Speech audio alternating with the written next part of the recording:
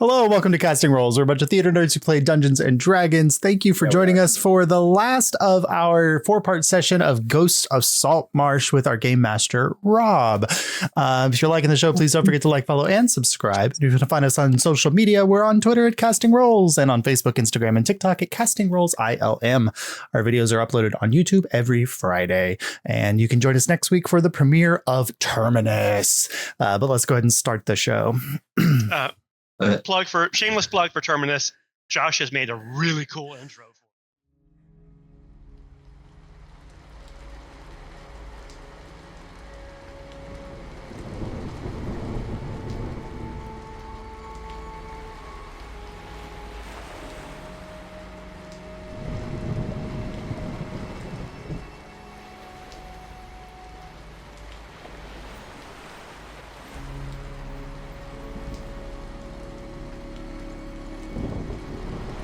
Campers and party members. Hello. We are inside the haunted, quote unquote, mansion.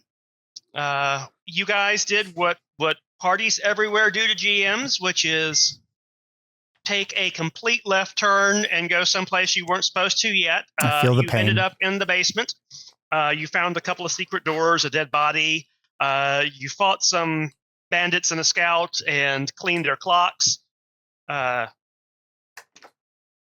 Let's see. Lyra did some really cool scouting with some shape change and landed and stuck a 3-point landing and then stealthed. Sarek did what Sarek does best, which is to hit things really, really hard. And he did it in a couple of ways. One, he actually vivisected someone, or rather bisected them, because it was a side versus a vertical.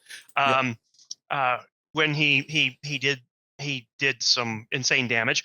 He also broke down a concealed door that had been major locked for all intents and purposes. What is a lock to muscles except just something in the wind?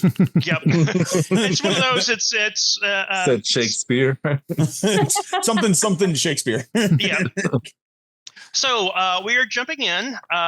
We had ended last session with a reveal that there were skeletons animating in a room, but I'm going to retcon because I forgot something. Okay. But we're only going back about 6 seconds. Okay. Gives me a time to withdraw the shatter that I was casting.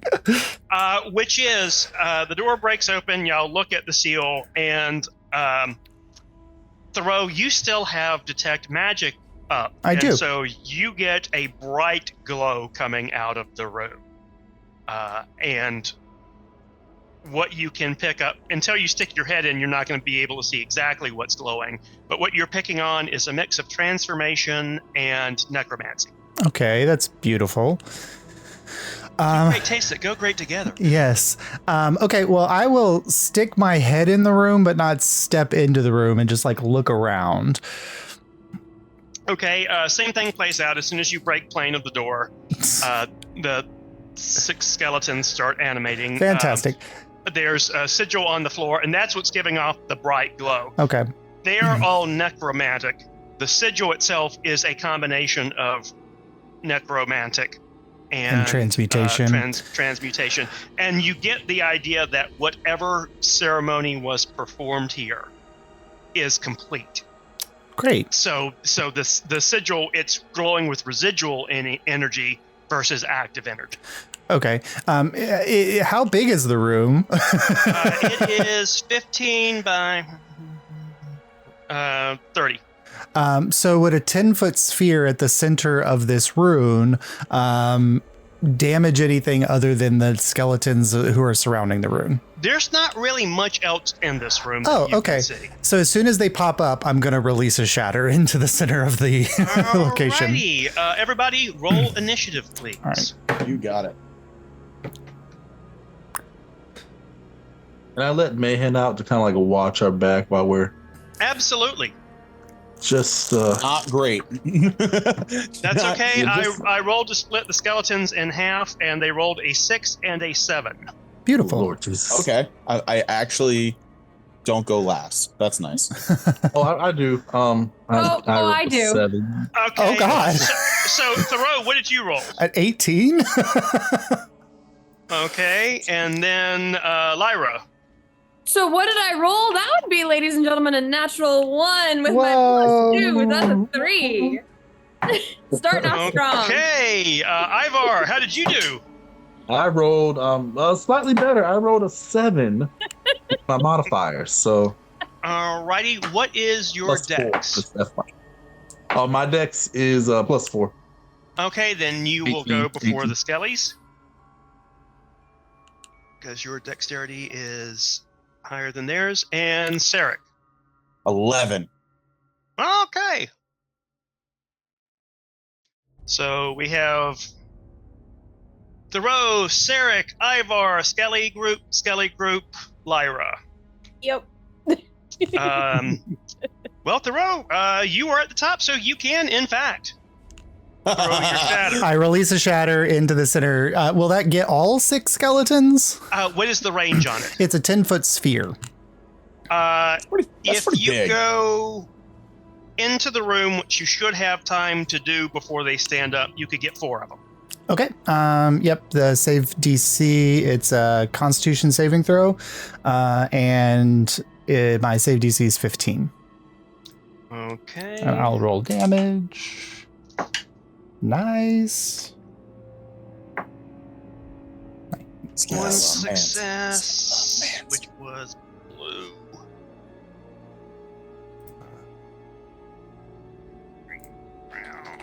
And For shatter, is he using like a vocal, or is he doing it from his book?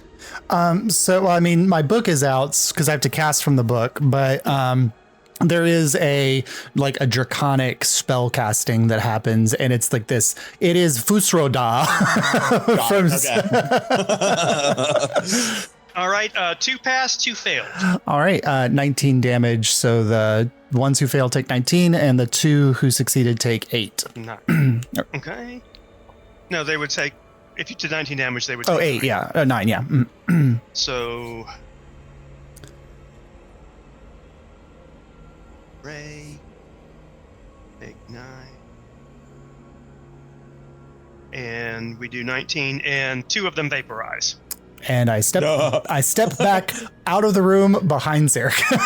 If you try to step out, you will get opportunity attack. That is fine by me. So you're going to still step out? Yep. Okay, 2 opportunity attacks. 15 DC right now, or 15 AC. 1 hits, 1 does not. Okay. And that is with a short sword. And that is, you take 7. Okay. My arcane ward flashes, but is still up. It has 5 hit points left. Okay, and you managed to get out of the room and clear the doorway so that Sarek is up next. You have 2, you would guess, badly damaged skeletons close to you and 2 completely healthy ones further back. Well then, I think it's time to go Sharkman.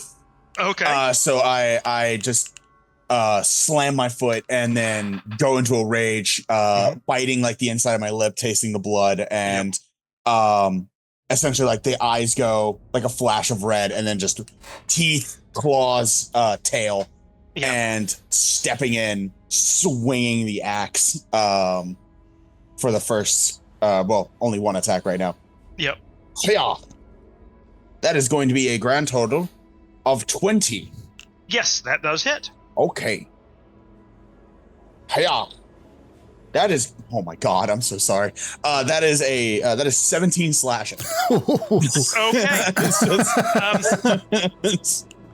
That was time a you 12. do vivisect him.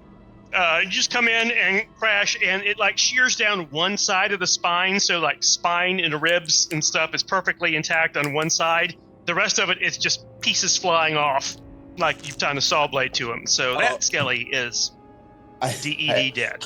I actually forgot to add the rage damage. That would be 21. But hey, we can keep going.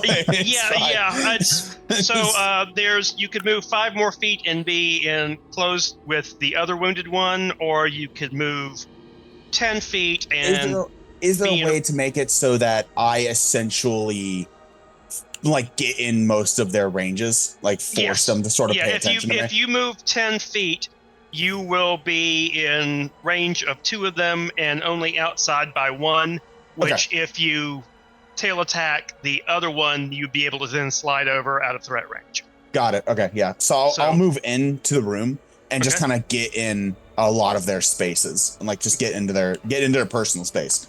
Okay. We're gonna give them a hug next time. Okay, so it's fine. Ivar, you're up.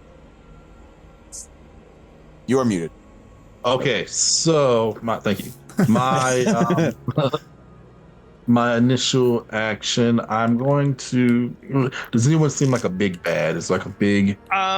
You are about 15 feet back to get into the room, so you would have to do that movement first to be able to see anything. Okay, I'll get a bit closer. I'll get 15 feet. You are basically standing in the doorway, and from where you are, Ivar's kind of covering up one of them, but the other 2 look about the same, and you would say they look the same as the other ones, except between Thoreau's Thunderwave and Sarek's attack, there really isn't anything left of the ones that have been knocked down. Just a bit malcat. I'll just train my crossbow at one of them that has not been damaged yet. Okay. Start trying to peel these guys off or pick these guys off, and I will see if I can take them out with the hand crossbow. So that's +8 to hit. Oh, does a natural 20 hit? 28? Yeah. Oh my god. Yes, it does, in fact. Okay, so it doubled the dice for me, right? So that's 2d. But because it is piercing damage, it is only half damage, so just roll straight. Okay, all right. Let me see if I can do that. Flat roll. Or if it makes you roll double, just subtract half. Okay, yeah, I got it. So that's 4 damage from the crossbow, and then can I add my infused strike since I have my dragon companion within 30 feet? That's another d6, which is 1. Okay. And did I want to do favorite foe? I'll save favorite foe for another thing. So we'll do 5 damage total. Okay. I'm looking at one thing. Crossbow, favorite foe. Come on, Ronnie, you got it. Did you roll 2 and then half it? No, I just did a flat roll. Oh, okay.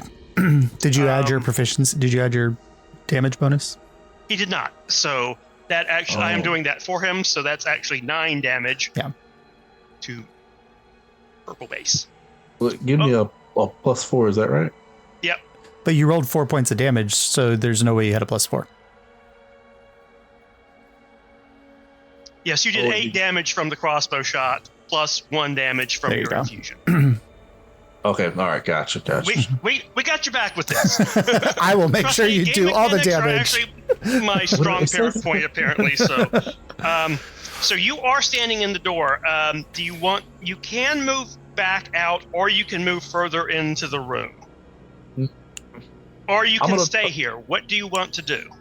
I'm gonna step to the side, step back a bit, and make room for Lyra. Hi, Ivar. Okay. Yep. All right. It is the remaining Skelly's turn.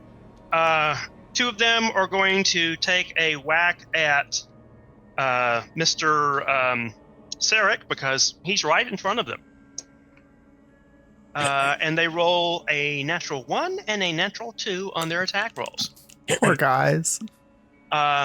They suck. The no. remaining one is going to close, and he gets a step out of the door, and he's the one that you shot, Ivar, so he is bird-dogged in on you. So wait. Did he move out of my threat range? He was not in your... He was the one that was not in your threat range. He was the one that was not in my threat range. Okay. Yeah. You are in between 2 of them. He was 10 feet away from you. Got it. Okay, yeah. So, Ivar, does a 15 hit? No, it just misses. 16 AC. Then his short sword clangs off of your blade as you deflect. And it is now Lyra's turn. Lyra, there is a skeleton sitting in the doorway. and you can hear Sarek battling inside against more of them. Fantastic. Forgive me, how big did you say this room was again? 15 by 30, but you're blocked off from getting into it by the skeleton that just attacked Ivar. Okay. All right. Yeah, that's fine. I'm going to hold out my hands Mhm. and cast Burning Hands. If you do that, you will get Ivar. You can move to a place where you would not get hit by Ivar, but that would put you in threat range of the skeleton. That's fine. I don't want to hit Ivar, and I want to do some fire damage. Thank you, dear lady. All right, that means you will be rolling at disadvantage Okay. because you are not a war mage yet. That's fine. On the other hand, his AC is only 13. That's good, Oh, because my you first got roll was a this. 15. Burning hands is a saving throw. Oh, never Yes. mind. Things have changed. What is your DC? My spell save DC is a 13. 13. Okay. Do you get any kind of bonuses? No? Yes, no, no, no. Yes, +2. But I rolled an 8, so that's a 10, so he fails. Hey. Okay, so that's 3d6.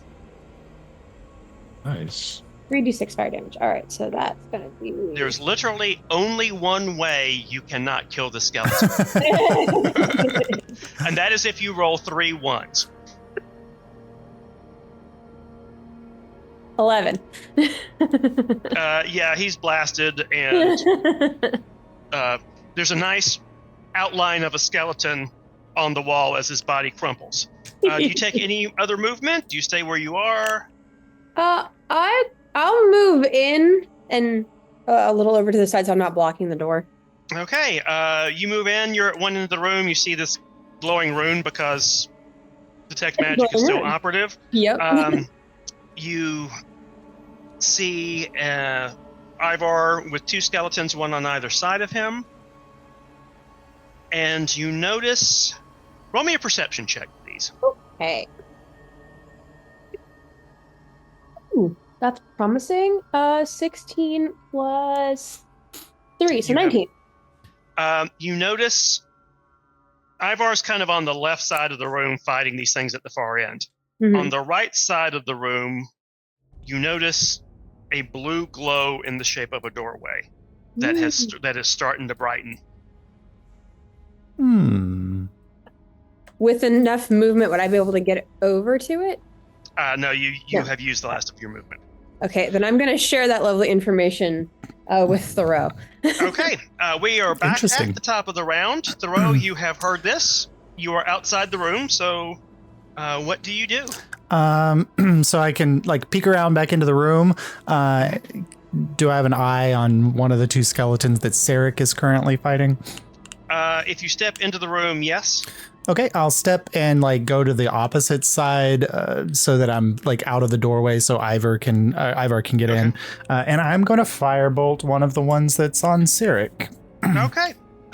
There's one that is full health and one that is damaged. I'll take the damaged one. Okay. That is a 14 to hit. 14 hits. 14 Just. hits. Just hits. Okay, where's my D10? Nope, that's a 12. There it is. That is that a 6 or a 5? The font on this sucks. That is 5 points of damage. That's okay. He only had 3 left. And you hit this thing in the back and basically shatter bones onto the back of Sarek. So, Sarek, you feel these...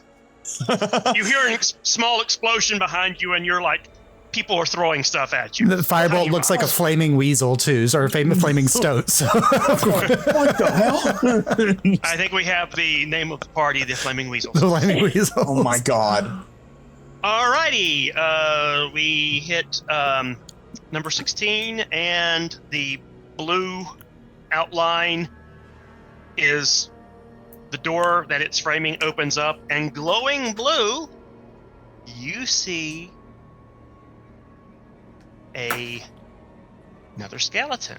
Swear to God, if it's a banshee, I'm coming through this computer screen to kick. I'm gonna drop kick you, However, Rob. it's The threats of violence are actually starting. kind of floating in the air a little bit. Have you ever seen a banshee before, Sarah? Is it okay if I roll a history check? Yes. On that? Okay, cool. No. Okay. That was a 2.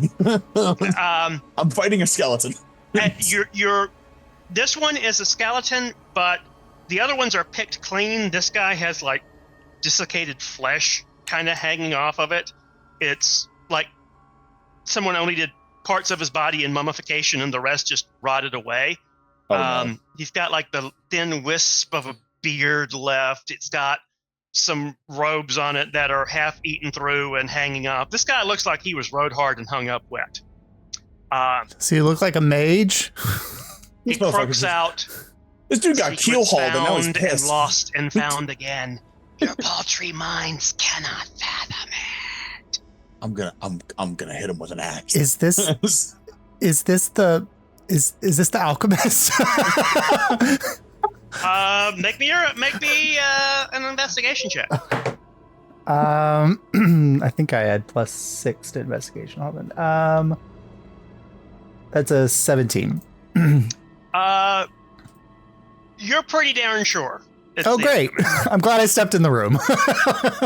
And in part, you realize this because he attacks. He is going to throw a glass globe of something at you that's going to potentially hit you and Lyra.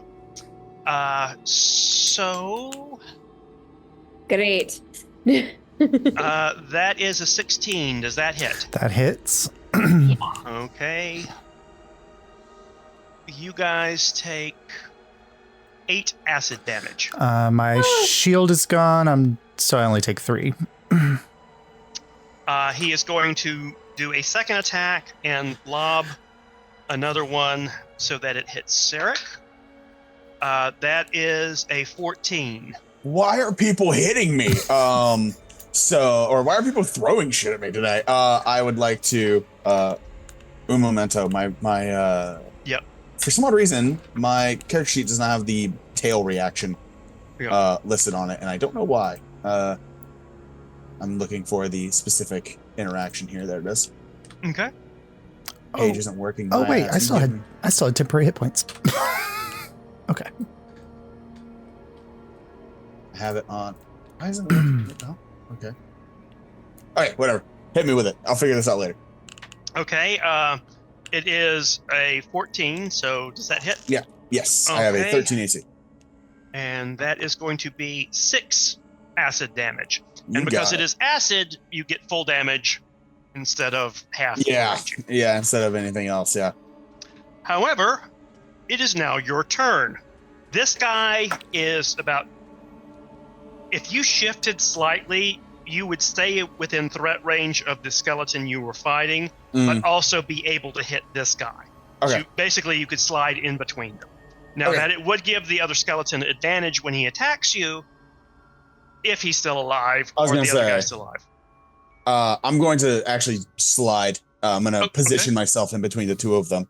And I'm going to swing my axe at this alchemist because I'm seeing that he's attacking my buds. And he also threw stuff at me. I'm just going to assume that he was the one that was throwing the bones at me. He that's what helped Like- Thoreau figure out it was the alchemist, because he was throwing glass vials no. of stuff. I fully believe it was him that threw the bones at my back. Oh, okay, yes. He threw bones at you, Sarek. So now I'm doubly like, why are you? So I'm just going to, while I'm hacking at him with the axe, why did you throw things at him? Get him. Now, 19. he has a massive AC of 11. Oh, okay. And his vulnerabilities are a little different than a normal skeleton's because he still has flesh hanging on him. Okay. I got a 18 on my attack roll. So I Okay, assume that that hits unless he has parry or some reaction. Okay. Nope. So that is going to be 18 slashing damage. Okay. Slashing damage counts straight. And then I'm going to whap the skeleton with my tail. All right. The regular skeleton. Yes, the normal skeleton. Okay, Bonus and action. he's got an AC of 13. Okay. That is going to be a grand total of 11. Or no, rather, I apologize. 11 plus 6. So that is 17. I can't do math today. I did math a lot. You bitch slap the skeleton with your tail and slam him into the wall where he explodes. So once again, from behind, you feel bones hitting your back. Oh, He's still throwing bones at you, Sarek. I'm in a rage. I'm not exactly thinking. At this point, it's just, why are you throwing things at me? So that just leaves the alchemist left. Yeah. And Ivar, you are up. Ivar, you are up. You are outside of the room. So you hear this commotion. You see, because you're looking through the door, you can see Lyra and Thoreau. So you saw this green liquid thing shatter and splash on them and can see like the smoke. So you know something's throwing something. Yep, it's going down. All right, so I'll step inside just enough where I can get a good angle on this. All right, you step alchemist. inside the door. You've got a great shot at him. All right, I will take a shot with my light crossbow. Mm-hmm. Where is she? Oh, there she is. I don't know why it's a she, but it definitely is. 27 to hit. That hits. All right, and it's a D6 plus 4, right? Yep. That's right. All right. I'll do my D6 plus 4. Because he has flesh hanging on him, he actually takes straight damage from piercing as opposed to a skeleton which resists it. Nice. So that's 5 piercing damage, and then I'll do the dragon's infuse because she's within 30 feet of me, which is another D6. So that's 7 damage total. Okay. And do I have to call the favorite foe before the attack? Yes. Okay, well, we'll let that one slide then. Go ahead.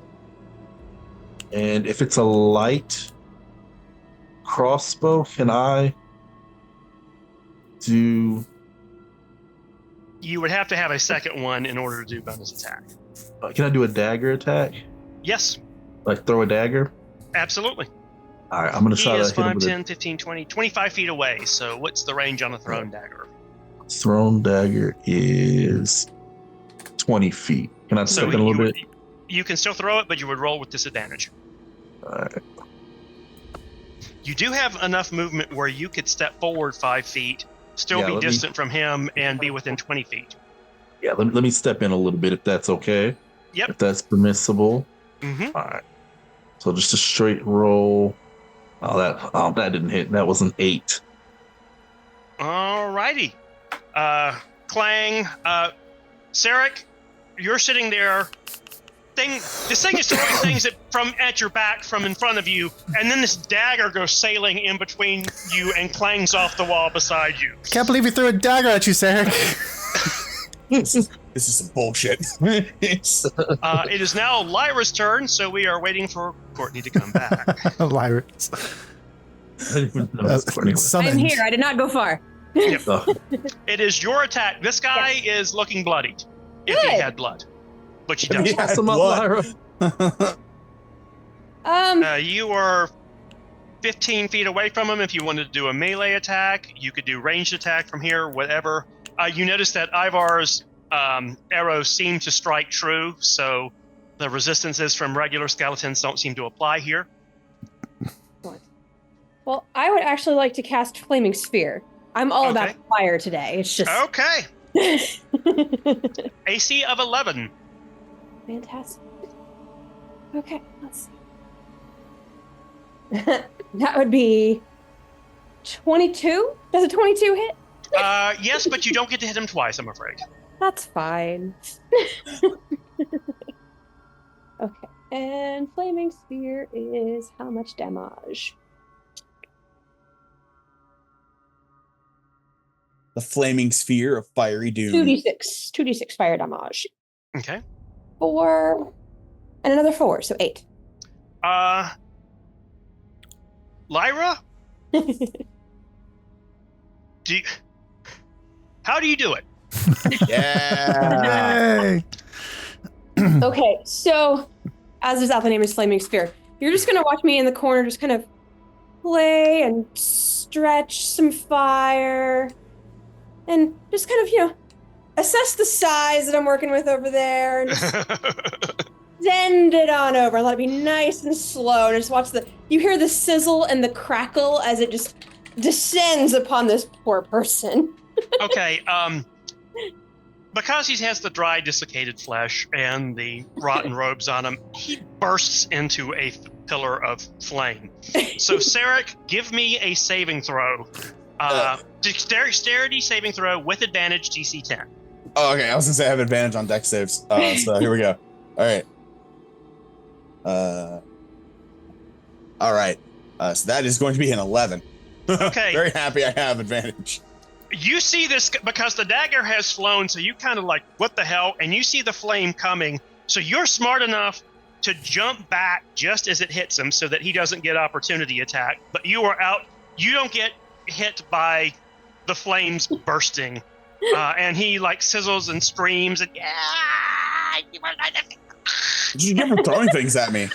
I guess we understood the secrets. The flames are out and he's dead. So you have 6 dead skeletons and a dead skeletal alchemist lying on the ground in front of you. There's a blue light coming out of what was a secret door that is now open beside you. Thoreau knows that that's a magic Oh, space, and I would like to go investigate the alchemist's magic space. Okay. I back away from everything and go, those that can do magic, please, for the benefit of you. I also want to go into the magic space. My Okay. tail like slams the ground and then I go out of rage. Okay. Can I ransack the alchemist's body for any cool potions he might have? Sure. Do you also search the skeletons? Yeah, sure. Alrighty. Roll your investigations. Those who are Right. investigating. I'm just 25 for the alchemist room. Good fuck, Josh. I have a +6 to investigation, so like that was yeah. 27. Jeez. Good. All right, guys, listen. All right. I think you Ivar? found it. It's not 5. Okay. Brother, me and you both. You do find something with a 5. Oh, nice. That is that the skeletons. You see the where Ivar and the thunder waves shattered everything. You notice that there are several rib bones that have been plated in gold. Oh, okay. Is it disrespectful to just go ahead? I'll just crack them off. It's fine. Okay, they are worth 6 gold each, and there are Ooh. 6 of them total. We're adventurers, right? 36 gold. Yep.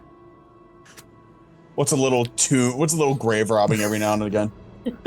I mean, they did attack us. I feel compensation is called for. I concur. All right, you guys search the room. So when you come in here, there is an L-shaped workbench along the wall that has all kinds of alchemy stuff on it. There's also a desk with a chair, and then there's another shelf with some stuff. Lyra, based on your interest, I'm going to assume that you are the one searching the workbench. Yes. Okay. You find some alchemy instruments that are worth probably 20 gold pieces if you were to sell them. Ooh. And you find scattered throughout little piles of gold that add up to about 47 gold pieces. And you also find some kind of magic tome, but it's not a magic that you can read. Gimme. I was Gimme. literally, I like pick it up and it immediately snaps. Gimme. I'm sorry, Rob. What was the second thing that I found for 37 gold? 47. 47. Just, yeah. Just extra instrument things. The 47 little bits of gold And then the alchemy instruments are worth another 20 gold. 20, So you got get it. total of 67. Nice. I'm with a roll of a 22. I will let you roll a d4 for components. Okay. What kind of components are you looking for? Are you looking for poisons, healing, transmutation? Poisons. Okay. That will be a DC 10. If you get a 15, you get to choose a second category. If you hit a 20 on this roll, I will give you all three. Okay. Is it just a flat D20 roll? Flat D20 roll, but I will let you add your perception. Oh, okay. Dirty 20. Yay! Dirty 20. All right. Dirty 20. Roll me 3d4s. Okay. First one is for the poison. Second one is for the healing. Third one is for the transmutation stuff. Okay. First D4 is a 2. So you find 2 components that you know you can use to help make poisons. And just so you know, when I'm giving you these random components, if you go to brew a poison, what it will be is you will choose how many components you want to use to make poison. Okay. The more components, the more efficacious. However, the more components, the higher the DC to actually succeed on it. Gotcha. So, Yeah. Makes sense. Okay, next D4. and this is for the healing. Yes, that is a 1. So you find 1 component that can be used for healing. Okay, and then the last one is a 3. You get 3 for transmutation, other stuff. Awesome. Josh, the book that is handed to you is Snatched, handed, you know. is the spell book. Ooh, And I just put it in the chat for you in your personal chat. Thank you. Of what are in the book. I now have 2 spell books. Yes. Which, here's the thing: is even if you can't use them, you could probably sell them for a little bit of money. But I can copy any of these spells into my own spell book, right? Right. Okay. And so you will be able to profit on these Ooh. later. Okay. Sweet. I will need to add up the spell level stuff using the DM1 guide for cost of spells. Yeah. Yeah, that is what you find in here. Also, though, in the desk, because you were searching and you had your, what did you roll, a 25? 25, yeah. 25. You find a hidden compartment in the desk drawer with 50 gold in it. Dad taught me well. Dad taught you well. You also find a book entitled "Your Secret of Ye Philosopher's Stone." And This would be on very the desk- interesting to Thoreau, knowing what a philosopher's stone is. on his desk, you see several gold figurines. One is an apple, one's a skull, there's a rose, and then there are 5 discs of gradated size that you've worked with enough stuff to know that these are weights. Okay. And they're all, everything's made of gold? Everything is made of gold, and that totals 55 gold worth of stuff. So I got 55 gold of gold objects. Okay. I'll If pocket you- those, yeah. If you want to go read the book, there will be a DC Arcana check for you to comprehend its contents. Okay. And we will go from there when that happens. Coming out of the room, I'm very intrigued in magical stuff. Can I search the alchemist's body? Yes, please. That is a, what is that? 12 plus an 18. Okay. On him, you find there's a bag in remarkably good condition on his waist. Would I still have detect magic up? You did not cast concentration spell, so and you were not hit. Yeah. Oh, you were. Roll me a concentration spell. And I have advantage on that as a warcaster. That was above a DC 10, which I think Okay. beats. Yep. Yeah. So yes, it is still up. The bag glows, as does the stone. Okay. Knowing enough about magical items, can I put one of the golden apple in the bag and see what happens? Yes. Does it disappear, or is it still at the bottom of the bag? You put it in the bag. The bag's kind of baggy. It's almost like a dice bag where you do the drawstring, and it's kind of got a little bottom to it. Mm-hmm. It doesn't seem it. Roll me a perception check Okay. with advantage because of what you're looking for. Yeah. That is 16. Okay. Gold weighs a little bit, and as you're hefting this in your hand, you didn't really notice any change. You all see Thoreau go a little crazy in the eyes, and I'm going to turn the bag inside out. Do you really want to do that? So are the rules the same in 1E for bags of holding as they are in 5E? Oh no. I don't know the rules for bag of holding in 5. In 5E, when you turn a bag of holding inside out, all the contents just come out. Yeah. It jettisons. Okay, no, that is different than 1E. Okay, so Thoreau would know the correct thing. Yeah, no, you don't want to do that. Okay, I'll reach into the bag.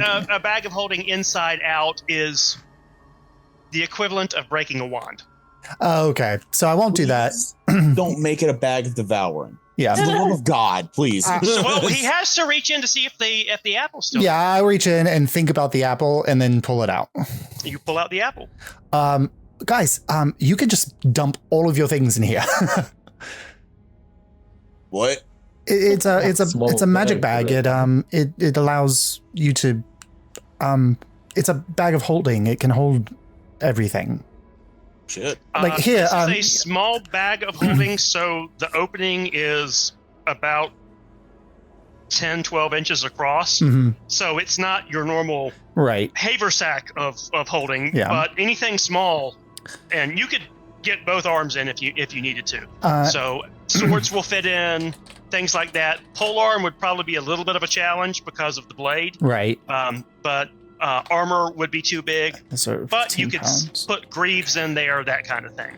Awesome. And I will, if we want to take a moment, I'll ritually cast Identify to figure out what the stone is. Okay, and that takes 10 minutes. Mm-hmm. And it reveals itself to be a luckstone. A luck stone. So this item is quite useful. It gives you a little protection when you face kind of damages or such things like that. I imagine someone like Sarek, who's up in the front of attacks, may be useful, but it'd be really a good item for anybody to use, really. Don't worry too much about me. My skin's pretty tough as it is, so I'm not super concerned about it. Also, I have just a really good intuition about getting out of the way of things. Okay. From a player's perspective, this gives you a +1 to saving throws. I have advantage and on ability dex saves. And ability checks, yeah. I have an advantage on dex saves already naturally thanks to danger sense. And I Mhm. don't normally. I'm pretty okay with anything else. The only thing that might concern is charisma checks because of influence. But otherwise, You getting charmed would be bad. yeah, me getting charmed would be bad. But I don't think we're gonna have to. In a meta perspective, I don't know if we're gonna be dealing with that anytime soon. I don't know what Rob Yeah. has planned. As Rob flips through his table. Yeah. I know what the Very next couple ominous, of Rob. stages after this are. So, and I will not say one thing either way. I will say, as a D&D player, because this is +1 to ability checks as well as saving throws, it might make sense to give it to the person who's going to be making the most ability checks. Yeah, and I mean that includes things like initiative. So, I think one of you can have it. I'm good right now. well, I'm happy to take the bag of holding, and someone else take this one, Ivar or Lyra.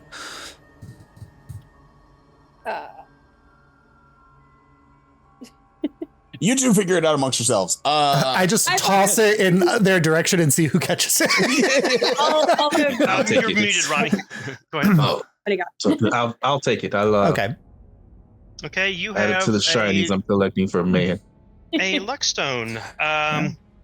And everybody... Thoreau, I'm going to say you're pretty much bird dogging because you looked at him. You notice a glint of gold over amongst the skeleton bones. The skeleton bones. Okay. Skeleton? What did you just say? Yeah. The skeleton bones. They were spelled. Okay, I'll check to see what that is. You find a small ring. It is glowing very slightly with your detect magic. That's in fact why you noticed it and say Ivar didn't. What type of magical school is it?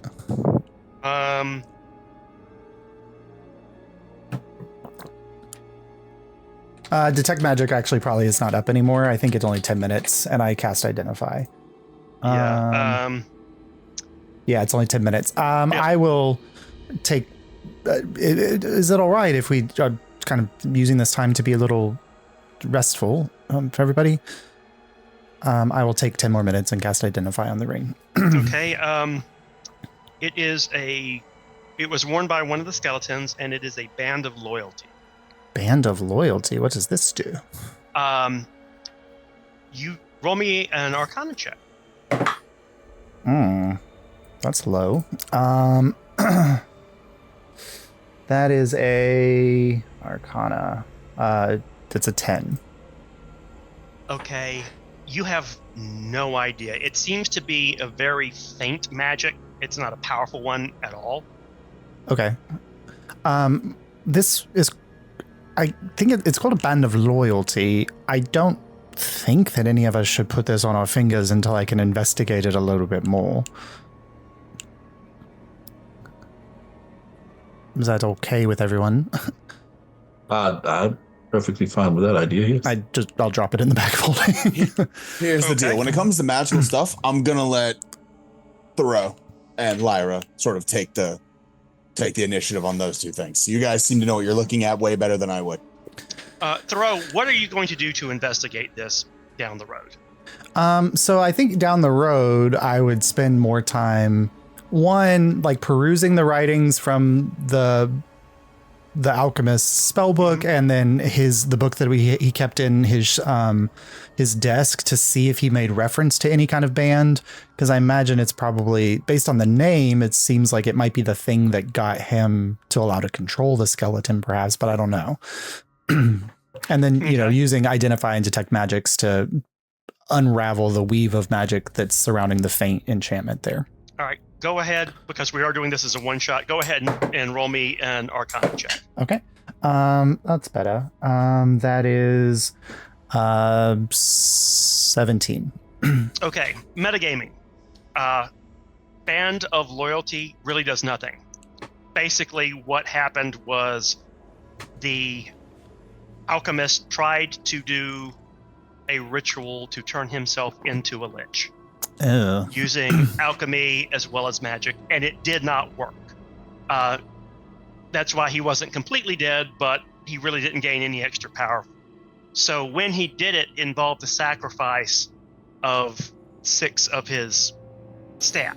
And he put the band of loyalty on all of them to ensure that when he told them to stand at this ritual thing and he started slitting their throats, that they wouldn't then turn and go away, try to run away or escape. So basically it's something that he used. It will have no practical effect in the game whatsoever.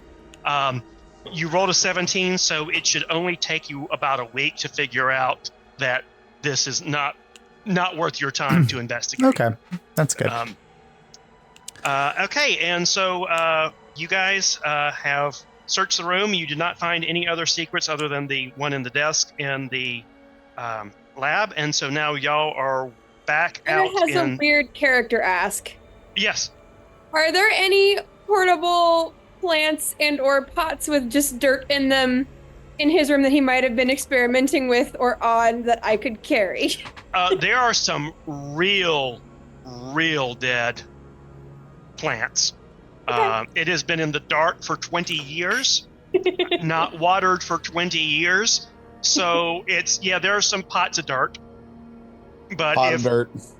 Yeah. Really, Lyra, if it can fit into this bag, you could just put anything that you want in here. I would really love to take one of the pots of dirt and put it in the bag of holding. Okay. Metagaming, it's just dirt. But I you did can roll use it for it. Yeah. I'm a druid. I can put whatever the hell I want in that. Yes, you can.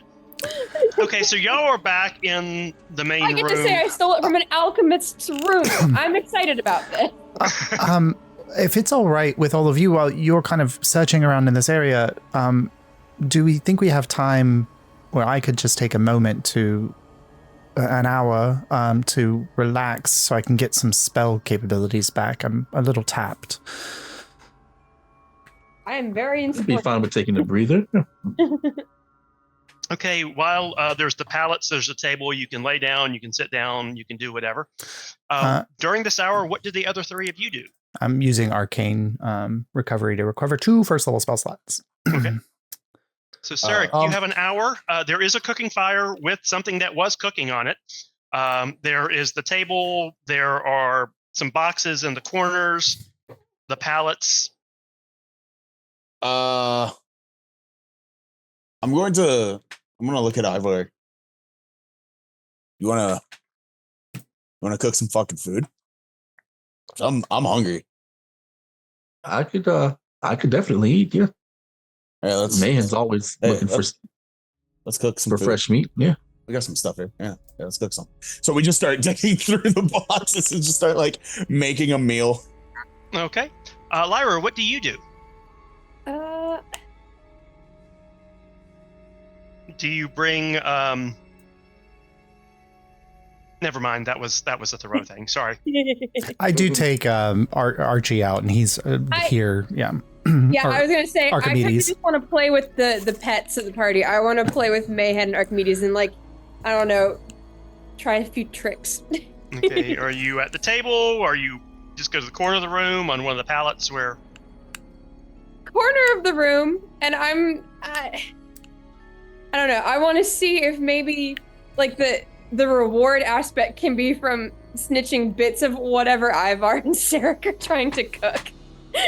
Okay, so you send the Stoat and then Meehan on stealth missions to go snatch food away. So pull up the stealth of my Stoat.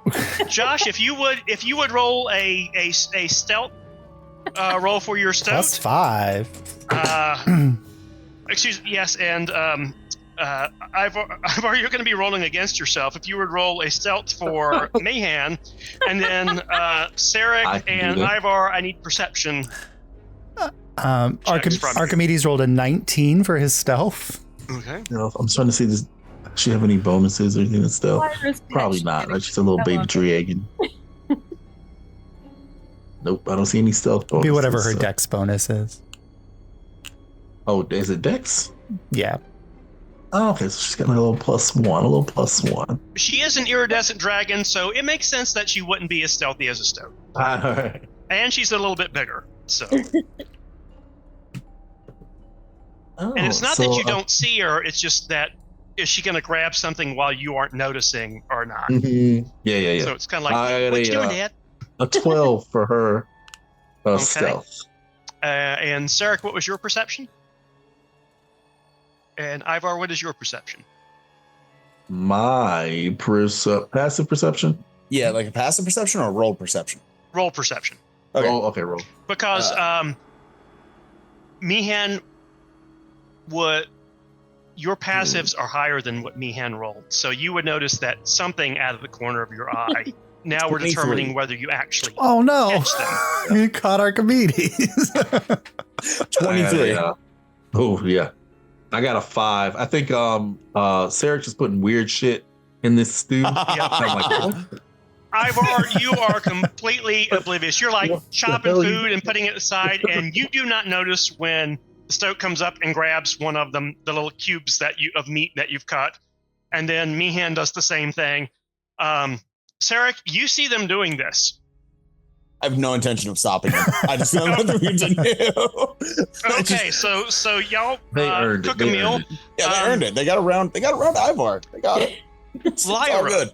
you're Yeah. sitting in the corner here playing with these guys. I am. I'm amping their stealth for future shenanigans. Yep. and something's just tickling the back of your brain that Uh-oh. something just seems off. Oh, good. We love it when things seem off. Okay, perception check. Okay.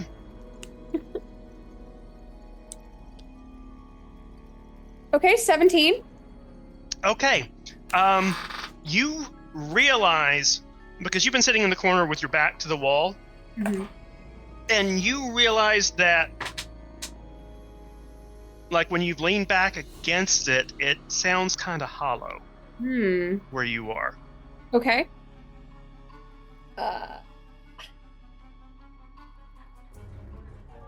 Leverage. Do I have anything that can give me... we got dudes cooking. What was your perception roll again? It's a 17. Okay, that beats the DC. So I'm going to say that now that you notice it and you kind of look around, you find a little concealed latch. Ah, This is obviously a secret door of some kind. yes. Okay. Hey guys! There's another secret door. There's a what? Like bread hanging out of my mouth. I am That such was a nice. to That do was like good. an Alice in Wonderland and just go down the rabbit hole without all of you, but that's bad. No, that's adventuring though. It That is. is adventuring. Can I? So I found the latch. Can I open it? Yeah, Okay. you can try. Fantastic. Certainly try. You open the latch. And I have cantrip. And suddenly, no, joking. Oh. Joking. Bradley The- Cox always used to do that. The Banshee shows up. Suddenly, I Brittany duck. has a backup character sheet. You have heard tales about 1E, I have. which is why you guys started at 3rd level instead of 1st, like really should have been done for this module, because I didn't want you to immediately die. No. Thank you. Just later. Just later. Hey, there's a reason why the Procan fucking cleric said, "Hey, by the way, I can revive you if anything goes wrong." Yes. There you go. Yes, there is. I am going Can to- I produce flame if it's dark just to see if I can get any more? Yep. Let me move something Yes. here.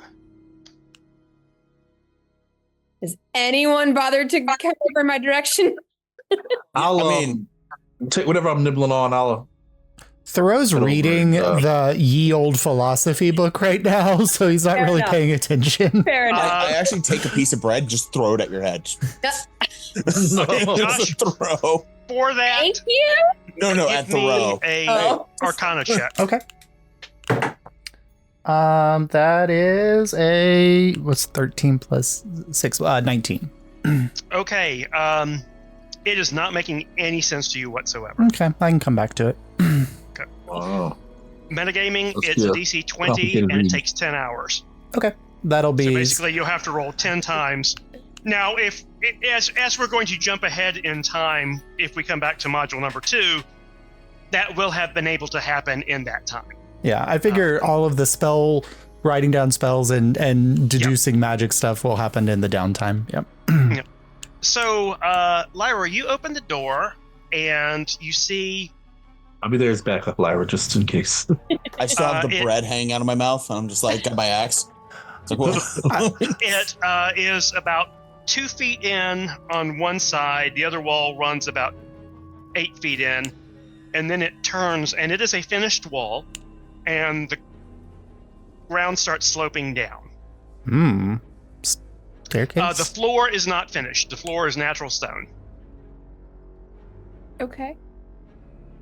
Underground cavern in an underground cavern. Lyra, does whatever you're seeing look safe? Because okay, your silence is disconcerting. Archimedes, come back, and I banish Archimedes to a demi-plane. Alrighty, what is our marching order? Throws in the back. I'll go first. I just don't have a way of seeing. So you can use your torch. yeah, I'll pull out my torch again, light it. I still got produce flame. Yeah, I'll just dip the top into that. Ivar, where are you in the mix? We know Thoreau's in the back, Sarek's in the front. Are you in front of Lyra or behind Lyra? I'll come in front of Lyra with my hand crossbow at the ready. Okay. This passageway is about 6-7 feet wide, so you can't really. You could march side by side, but it would be tight. So you are going single file. It goes down for about 30 feet, and then there's an opening on the right-hand side. Wall is finished in front of you, and so basically it's someone made a pathway, and at the end there's an opening on one side, but it is a natural opening into a cave. So basically someone made hey, I've got a cave here, I want to get to that basement. I will make a nice little pathway. Uh-huh. Okay. Probably where the smugglers were bringing things in or storing things down here. Possibly. So, Sarek, you're in the lead. You come to this opening, and there's some rock in front of you, and the passageway kind of curves around to the right and goes to the left with a slight curve. Okay. So we're at a crossroads here. We can either go right or left. Do we see any foot Cody, your traffic? commitment to the bread bit, let me tell you. It's a beautiful thing. We're theater nerds. This is what we do. Work with props, even if they're imaginary. Yeah. Oh, all the time. Is there like Sarek, do you believe in things like lucky directions? Is there like left is lucky, right is unlucky? Or? So whatever you pick a direction, you kind of want to stick to that direction, right? That's kind of the idea. So whenever I was younger, we would always say, hail the left-facing God, and that's just the direction we would go, was to the left. But if you guys don't believe in going right because it's right, then that would be also understandable. I mean, you're in front. I think we'll just follow you wherever you decide to go. Right it is. And then let's just go right. We just moved away from God. It's fine. Okay, you go about 20 feet down that passageway. It's slowly widening out to about 15 feet. And you come up, and there's a passage straight to your right that's about 6 feet wide. And then in front of you, it narrows back down to about 10 feet wide and keeps going straight. Okay. I'm gonna like kind of cock my head back so that my voice kind of projects more. Is there anything noticeable? Does anyone see anything on like the walls? Like anything that might be interesting? Yeah, do we see like any foot traffic? Any like footprints? Or no, as a matter of fact, compared to along the the wall? house, this is remarkably dust-free. So you're guessing this is a fairly high-trafficked area, That's great. relatively speaking. I mean, it's dirt and stone, but it's not dusty. Well, Sarek, in like a lot of the legends, they like just put their hand on the right-hand wall and just follow it. So if we do that, would that take us down this right-hand path here? Hey, actually, why not give it a try? If nothing else, we might just get dumped back into this path, or It might be a giant circle. Mhm. Okay, Sure. you go down this narrow passageway. It's about 20 feet and opens up into a bigger room. It's a natural cavern. It's about 25 feet in diameter. The ceiling's about 15 feet as opposed to about the 8 feet that you were. And were you guys stealthing or anything like that? probably I am not. should have been. I personally am not. Yeah, okay. But if you guys would And like you're to, also in the dark carrying a torch. It's Yeah, hard I'm to the tell. one- Yeah. I'm the one carrying the torch. No, Speaking of, in the light, you do see me kind of like tilt my head back a little bit, so more of the bread goes in, and then I stop it, and then I just kind of hold it there Okay. again. As you're coming up, it takes you a little bit to notice it because you have your own torch, but there is some light in this cavern. Huh. Hmm. And I need everybody to roll initiative. Oh, great. Oh lordy. Oh, Procan. Okay. Glad we took a short Yeah. rest. Get attuned to that, man. I only have one more rage, so we'll see how this goes. Oh no. Oh wow. Wow. Wow. Okay, Not bad. Thoreau, what did you roll? 21. Good lord. Okay. Amateur. Sarek. 16. Okay. And Lyra. I also rolled a 16. Okay. You have a what's higher your- dex than me. I guarantee you. And Ivar.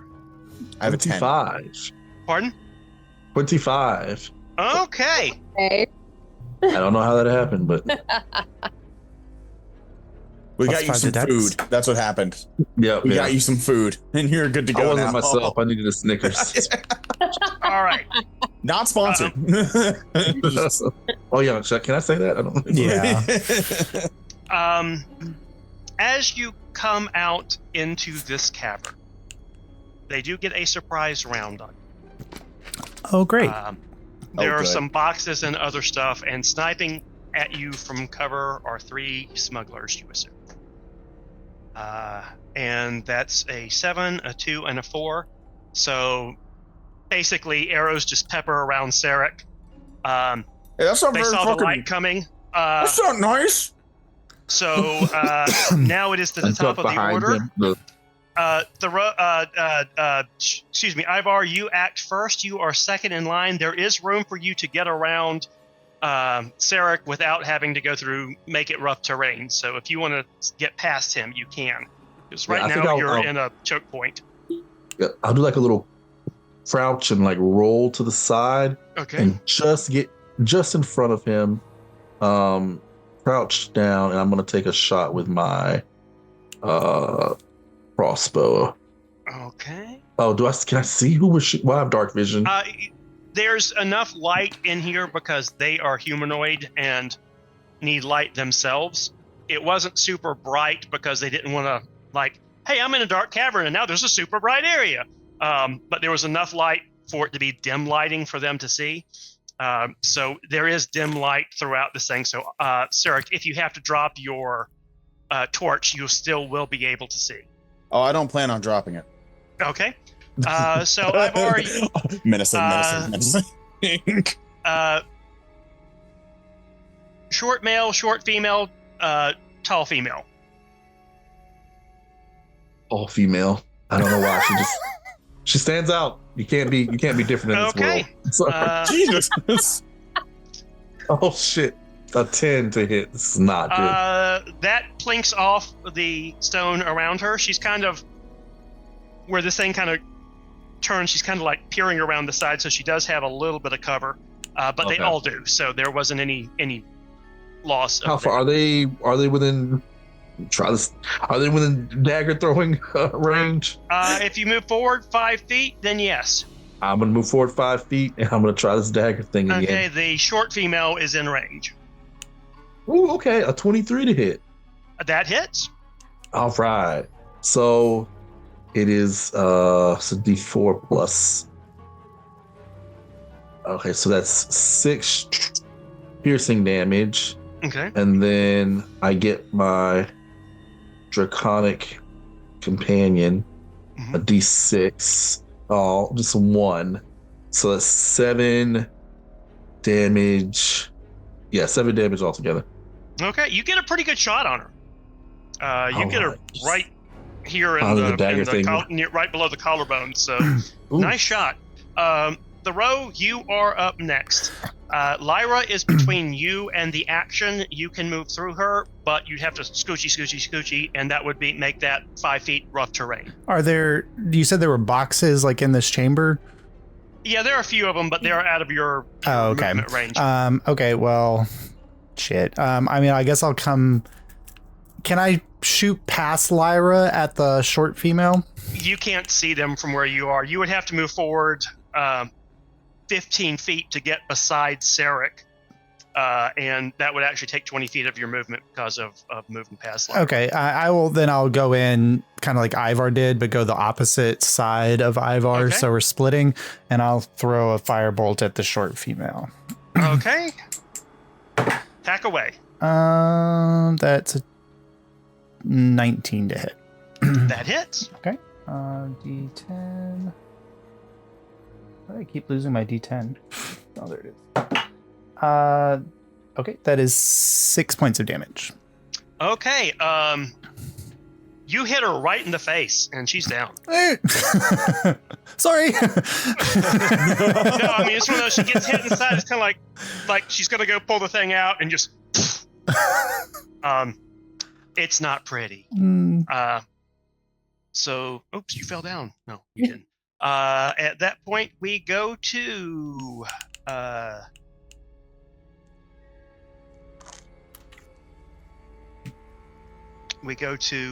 one of them, the short male. And let me make this note. She's DED dead.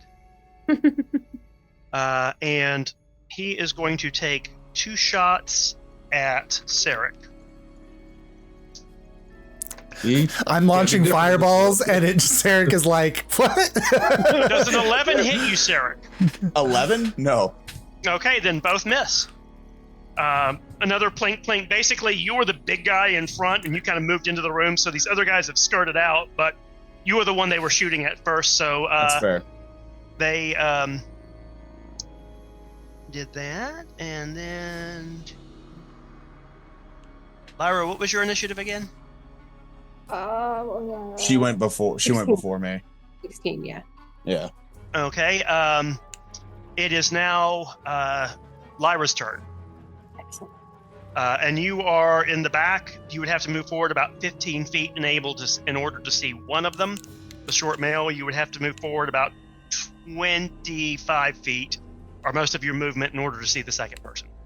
Okay.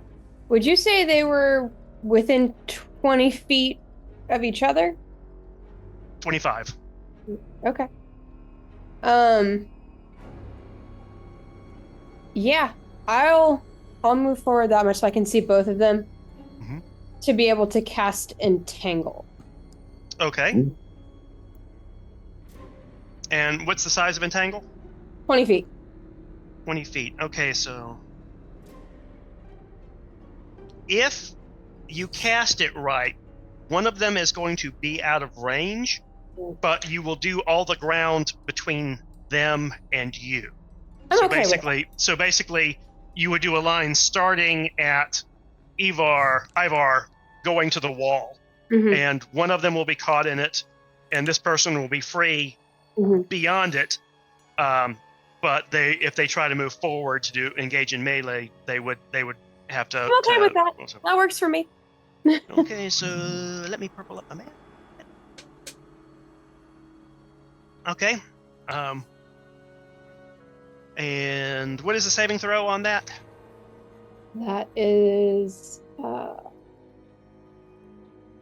a creature in the area when you cast a spell must succeed on a strength saving throw or be restrained by the entangling plants until the spell ends.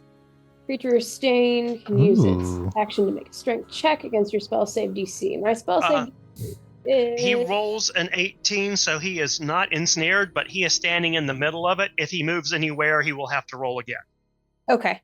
So you've pinned him into a location. I'll take it. Alrighty. Anything else? You've got about 5 more feet of movement if you wanted it. I'm content standing where I am. All right. Now it is Sarek's turn. So, quick question. Are any of us in the entangle field? No. Lyra put it down, so basically it's the ground right in front of Ivar, over. Got it. You cannot get to any of these guys without going into it. I'm just... Here's my question to the DM. Yeah. Can I light it on fire? That was going to be my question on my turn. Yay! Because I have a flaming torch and they're plants. Yes, but plants are moist. Mm. So unless you did something to dry it out, it would eventually catch and burn, but think more viney than wood. So yes, you'd create a lot of smoke and it would be slow burning. Got it. Okay. All right. So in that case, one of the guys is if you used your full movement, you could step into the entangled area. Even if it grabs you, you would be within 5 feet of him to make an attack. Mm-hmm. If you want to melee. If you want to range attack, you're good from anywhere. I'm gonna throw the torch at him. Okay. Roll to hit. All right. Just using my strength bond because I'm not proficient with improvised weapons. Yep. Darn you, tavern brawler. Why is that happening to me so much tonight? There we go. 11. That unfortunately does not get the job done. So the torch. This is the same person that has shot like 3 times at you and missed to either side. Yeah. You throw the torch back and do the same thing and miss to either side. So it's like you guys are like doing this at each other. I just stretch out my arms so and go, come on, hit me. Alrighty. It is now the tall lady's turn. They are going to... Let me roll a d4 to figure out who they're shooting at.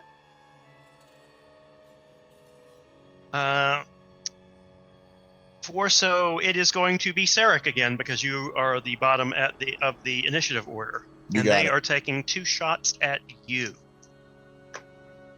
Nat 20 and a 13. You got it. Both of them hit? This is there was nat 20 and what was the other one? 13. Yep, that meets. Okay, yeah, this is gonna. This one's actually going to fucking hurt because I'm not raging. 12 total damage. Yep.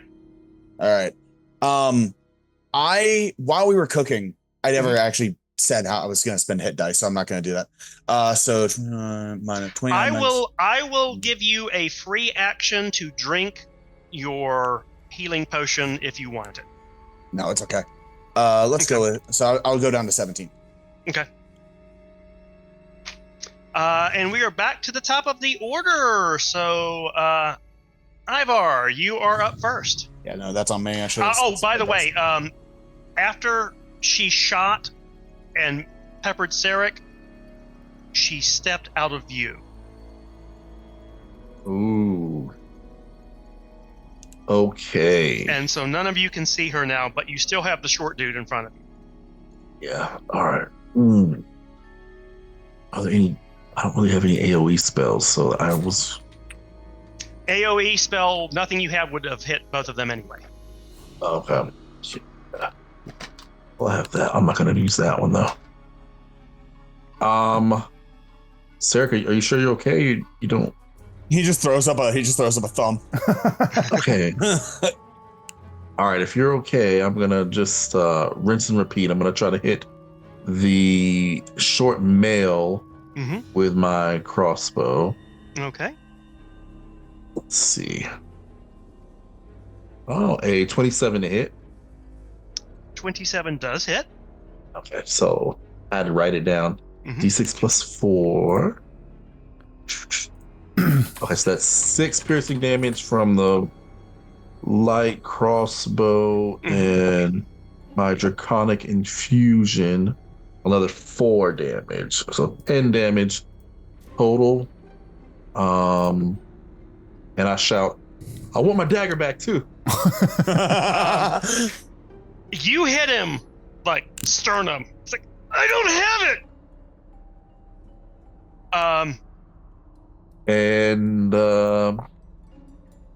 Yeah, I think I'm just gonna make sure that Mayhen's a little further back. Okay. Maybe stay back with Lyra. So Lyra's in front of you. They could be beside Sarek and kind of using him as a shield. Yeah. I'll just make sure that she stays out of range or out of sight. Thoreau, you are up next. I'm going to firebolt the same guy that Ivar just hit. That is a 16 to hit. That hits. And I will, as I cast the spell, say, he said he wanted his dagger back. 7 points of damage. You shoot another guy in the face. So he is down. That moves. Do you take any movement? I'm going to move as far against that. Like I came in and moved to the right. You're already against the wall. Okay, cool. Then I will just kind of like hunker down against this wall. So I'm kind of not the immediate sight if anybody comes around that corner. Okay. Lyra, you are up next. Okay. You see no enemies in front of you, and you have the entangle running. Yes. I can drop that. Or could I have so many pieces of paper in front of me? I know you said it's think living plant. It is greener. It would be a Slytherin. Could I cast Burning Hands on it? Oh yeah, that would definitely kickstart it. There's no one in it though, other than 2 bodies. Yeah. Well. And from a gaming perspective, I will throw one thing out at you. 1E is much more encounter-based, even though this module has been converted to 5E and scaled down somewhat from that. Mm-hmm. The old "we're going to fight once in a session" does not apply here. Mm-hmm. You have fought 6 skeletons. You fought a skeletal alchemist. And of course, you have killed 2 and are still fighting a 3rd scout. And you're not through the dungeon yet. And she might be going to get reinforcements. Yeah. So what do you do? What do you do? Reason with these people, do you think? They did shoot at Sarek upon seeing him. Yeah. I'm getting kind of pissed off at this point. I can't disengage entangle. I have to wait for the minute to be up, don't I? You can drop concentration. Yeah, you can turn entangle off. Okay. I don't know what 5e says, but that was a 1e. Yeah, that's in the same in 5e. Yeah. If it's concentration, she can just free action drop it. Okay. Entangle is gone. Entangle is gone. All right. Why'd you get rid of entangle? Why get rid of entangle? Because we have other things to do, and if they run away, we need to catch them. Is there space to walk around? Like, we can't see the map, so I don't know. But is there space to walk around the entangle if we want to? No. Okay. The way Lyra cast it, it went wall to wall and fore to aft. So basically, if you were looking at a 20-foot square, it was kind of like the wall kind of bisected it, so it was like a 20-foot triangle. Oh, okay. With the wall being the other thing. So Lyra pretty much cut everything off. Yeah. It was more hurtful than helpful at this point. Yep. Do you take any movement? Do you sit here? Do you look at boxes? Do you examine bodies? What do you do? Can I produce flame and throw it at the individual that we have? You can't see them. They have gone, basically the cavern, if it's like this, you kind of came in on this side. Mm-hmm. Over here, it kind of does that, so there's a passageway. So they were right here, so they have basically gone up this way and are out of view. Okay. If you took your full movement, you probably could see down that passageway. Bring it. 5, 10, 15, 20, 25, 30. Half cover. Give me a perception roll, DC 20. Oh. They're a partial cover and they're in the dark. 12. It's not going to help me. 12? No, but it is enough that you can hear feet running. Huh. Okay. Feet running. All right, so there's space for them to run down this way, guys. That probably means they're running to get help. That's not good. That would be my assumption as well, yes. And the running sounds like it's running away, not Away like. from you. Okay, all right. I mean, Can we I? started this encounter. You can choose to go out of initiative if you want to let them get away, or you can continue to pursue if you want to stay in initiative. I will pursue. And can I? You Hold- can bonus action. You can action dash if you Action want. dash. Got it. Yes. Yes. 5, Thank you. 10, 15, 20, 25, 30. Okay. Give me a dexterity saving throw. Okay. Oh no! Not Sure. for the reason you think. Not traps. Okay. Oh no, I didn't say that. Okay. Because that's exactly what I was thinking. It's not a trap per se. Ooh. Okay. 17. Okay. As you're running, you hear this wet splat beside you as something falls. Oh from no, the a ceiling. jelly. You did not trip anything, but something dropped from the ceiling near you, and on the ground. You can now see her. She's 10 feet in front of you, Okay. running. Okay, Ivar, that's you. How large is the splat? That Not a huge Okay. splat, but something with a little bit of heft to it. okay. And I noticed. Imagine something the size of about 3 watermelons, but not quite as robust, dropping from a 15-foot ceiling. Okay. Can I look up where the splat came from? You would have to move forward by about 20 feet. It's just I don't wanna basically get- where Lyra went running around the corner. You would have to kind of go to where she was when she disappeared. Gotcha. I don't want to get directly. I do not want to get directly The underneath splat it. but- happened to her further away, so if you get to that point, you will be able to see what splatted without being in range of it. Okay, gotcha. So I'll, of course, my friend, companion, and fellow alchemist lover Yeah. is chasing this person. So I'm gonna go behind Lyra, and when I see the splat, I want to look up. Well, you can see the splat is a shivering mound of green slime. know It's what a this jelly. is. I know what It's a this jelly. is. It's about 10 feet away from Lyra.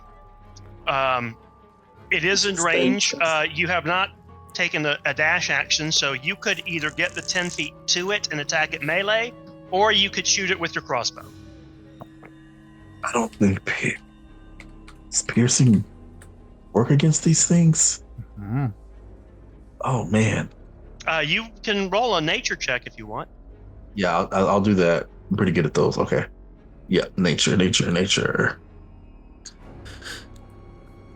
Damn, not this one.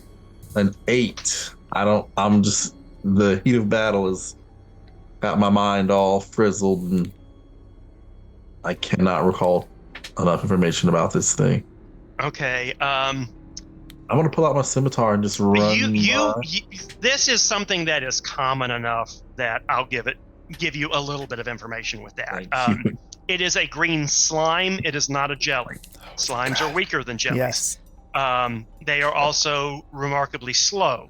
So it can move some, but green slimes tend to just like hang in moist areas and then try to drop on what beneath them. Usually they feed on small creatures like rabbits or mice or that kind of thing. So they're not Stoats. terribly Not aggressive. infant dragons. No, it is pretty mindless, and it's the most common kind of slime and the weakest one. Okay.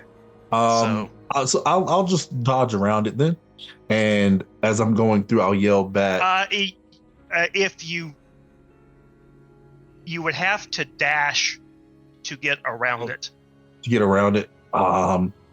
or you could use the rest of your movement to get to it. Like I said, once again, these are I'll weak. get around it. Yeah, I'll. I don't want to waste action economy and like fighting something that weak. Then, so I'll dash to get around it and try to keep up with Lyra. Okay. And can I yell back a little warning that slime's falling from the ceiling? Make a dexterity saving throw. Oh no! As another no. slime. I was gonna say I do want. Okay, all right. Let's see. Okay, 25.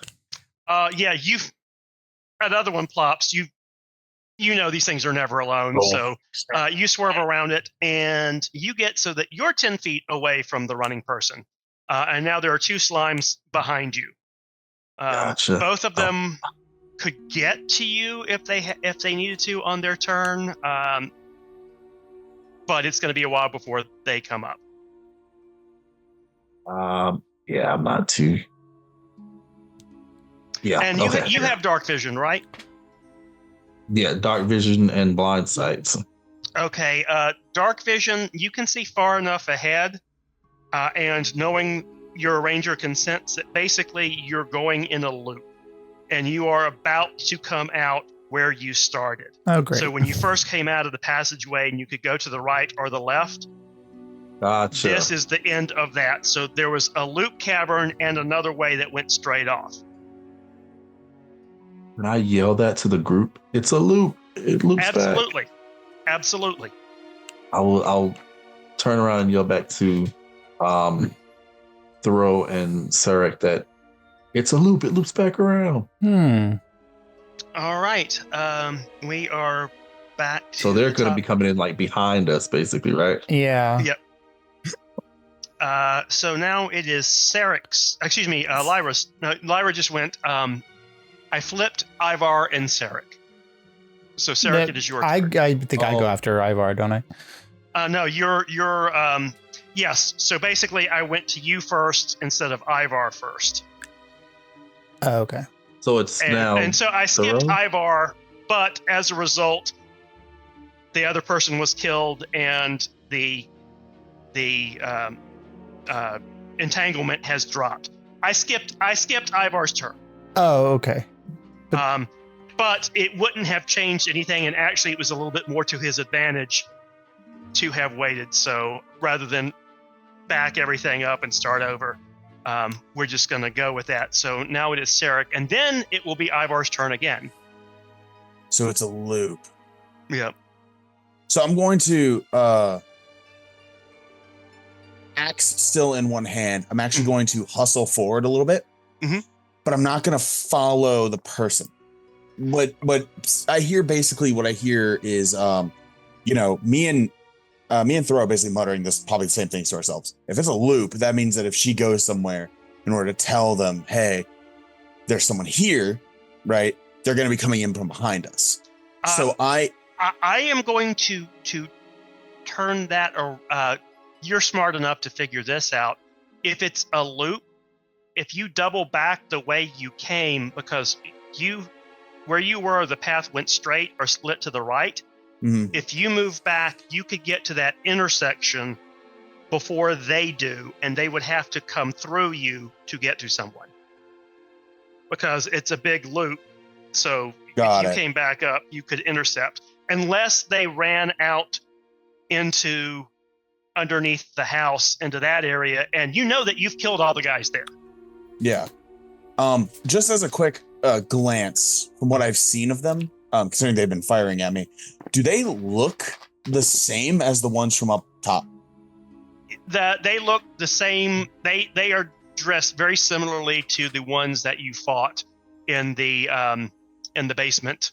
Do they have any like discernible markings on them in any kind of way that we've seen? Okay. No. Cool. It's just none of them did. None of them matched. It's all homegrown stuff. But the one thing that you would say it has in common is it's all like dark browns, dark greens, blacks, something deep reds that if someone were in the dark and wearing them, they wouldn't jump out at you. It's not quite camouflage because that doesn't exist here. Yeah. But it's the fantasy equivalent. Working of camo. dark to color theory, basically. Like they are smugglers. You have seen this type before. They are smugglers. They're trying to essentially, So I'm going to, keeping that in my head, I'm going to tap Thoreau basically on the shoulder, and I'm going to say, I'm going back. Do you want to come with me? Yeah, I'll follow you. Can I pick him up and run with him? I don't weigh much. You could, but he is up after Ivar. He is up next. So he could probably make it under his own power to the location. Yeah, time. but mechanically speaking, it might not be super helpful. But absolutely. Roll me a strength check. Cool. Just fireman and me over Thoreau, here. do you resist? No. I do have an encumbered weight of 540, so even if I lift him, I can just No. run as normal. I'm not worried about you particularly. Yeah. Well, let me tell you right now, Thoreau. I try, and my brain is somewhere else because that is No. It's you succeed. It's how fast you will be able to move while carrying. Oh no, I got a natural one for. Oh, no. You drop him. 6. Yeah. I will let you move half your movement down the hallway before you do. Okay. So you're not My bad. blocking the intersection, but you're kind of at the mouth of it, so you will be able to see them run by. Oh, okay. I'll just dash up. I'll literally drop him on accident. And I'll be like, no. And I'm just like, okay, I'm sorry. Just like help him up and then run. And dash out. Josh, you take 1 point of falling damage. Oh, beautiful. Sorry.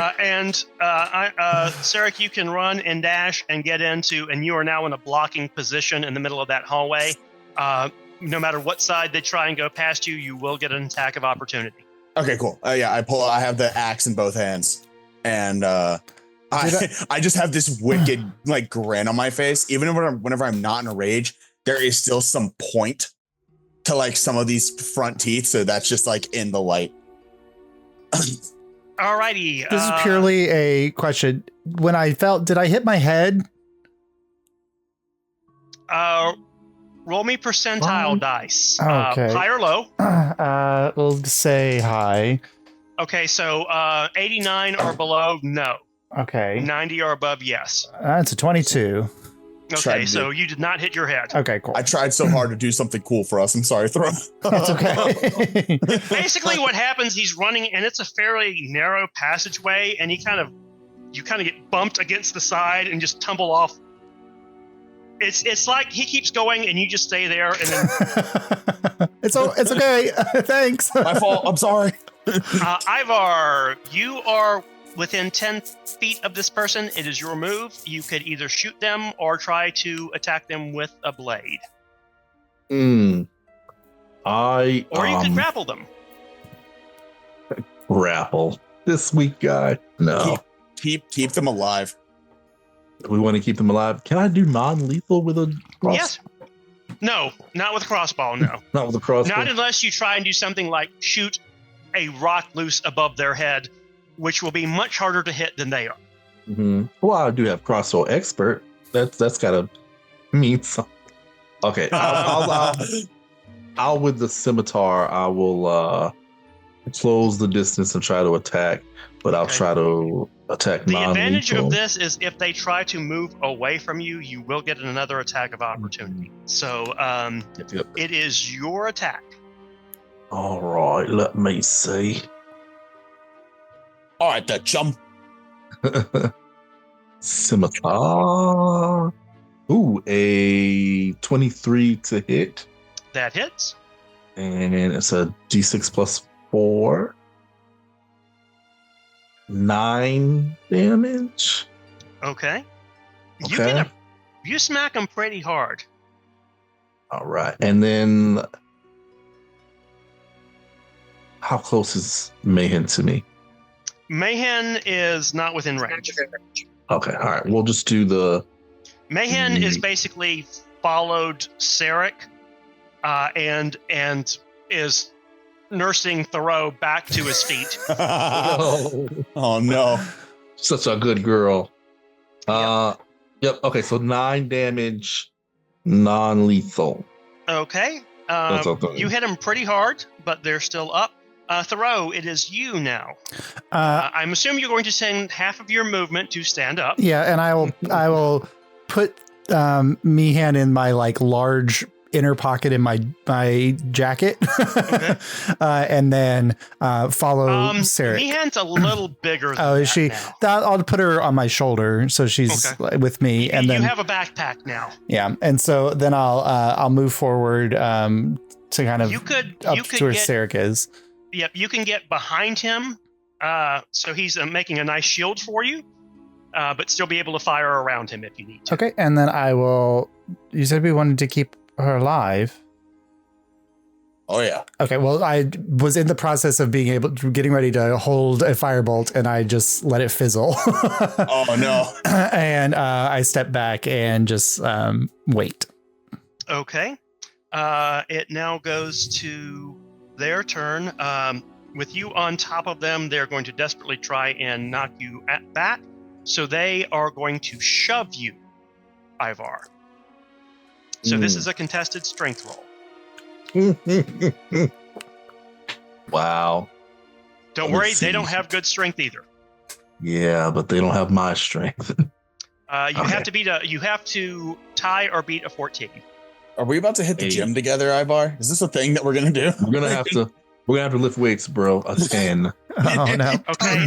They push. They push you back 5 feet, which is enough. Basically, it's a more interesting version of disengage. And then they are going to continue sprinting up around the corner to the point where they pretty much run into Sarek. Ooh, Hello. bad move, buddy. Bad move. Do you remember us?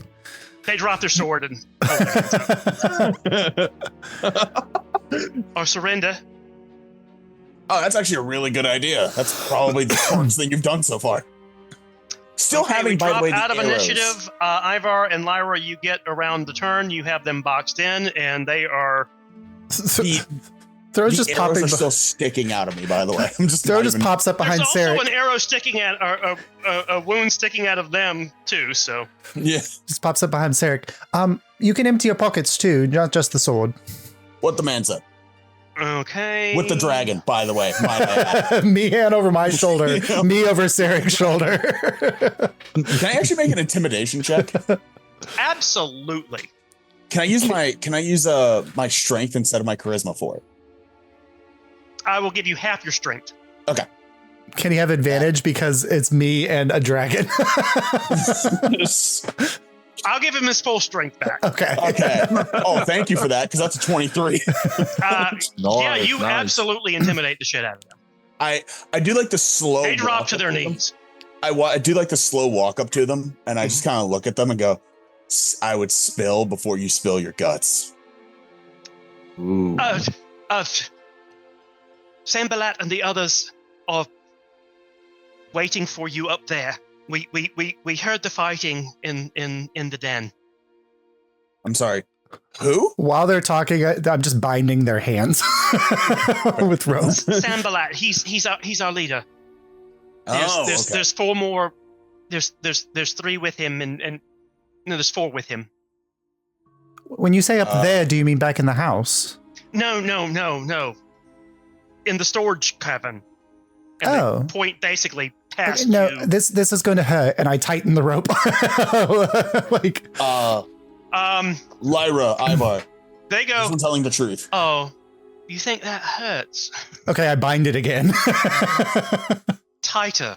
Oh no! No. I've read about the followers of like distant religion of Lovitar, where they enjoy pain. Are you one of those? That No. would make a lot of sense. I'm a professional sailor, and you're tying a pussy knot. Okay, cool. I like wrap the rope around their torso and their arms like as many times as 50 feet of rope will go. You're just adding to the problem. Like, Ivar, Lyra. Sarek, honestly, you kind of agree with her. It's him tightening the knot was just kind of like He's my what you friend. get from it is they were afraid that if it was too loose and they slipped out of it, y'all might murder her. Yeah. So she wanted to make sure that no, it was actually tight enough so that she couldn't get out, so that you wouldn't murder her. Fair. And also, she's not frightened at all of Thoreau, and she is terrified of you. So That's fair. that tied her to the row was her messing with who she could mess with. I just flash fire in my hand right in her face and just say, looks can be deceiving. I would be concerned. Lyra, Ivar, both of you are good at this. I'm thinking because I've seen you do it before. Is she telling the truth? Oh, insight check. Insight. Yeah. I'm pretty good at insight. Okay. I figured maybe both of you could be pretty good at it. Yeah. All right.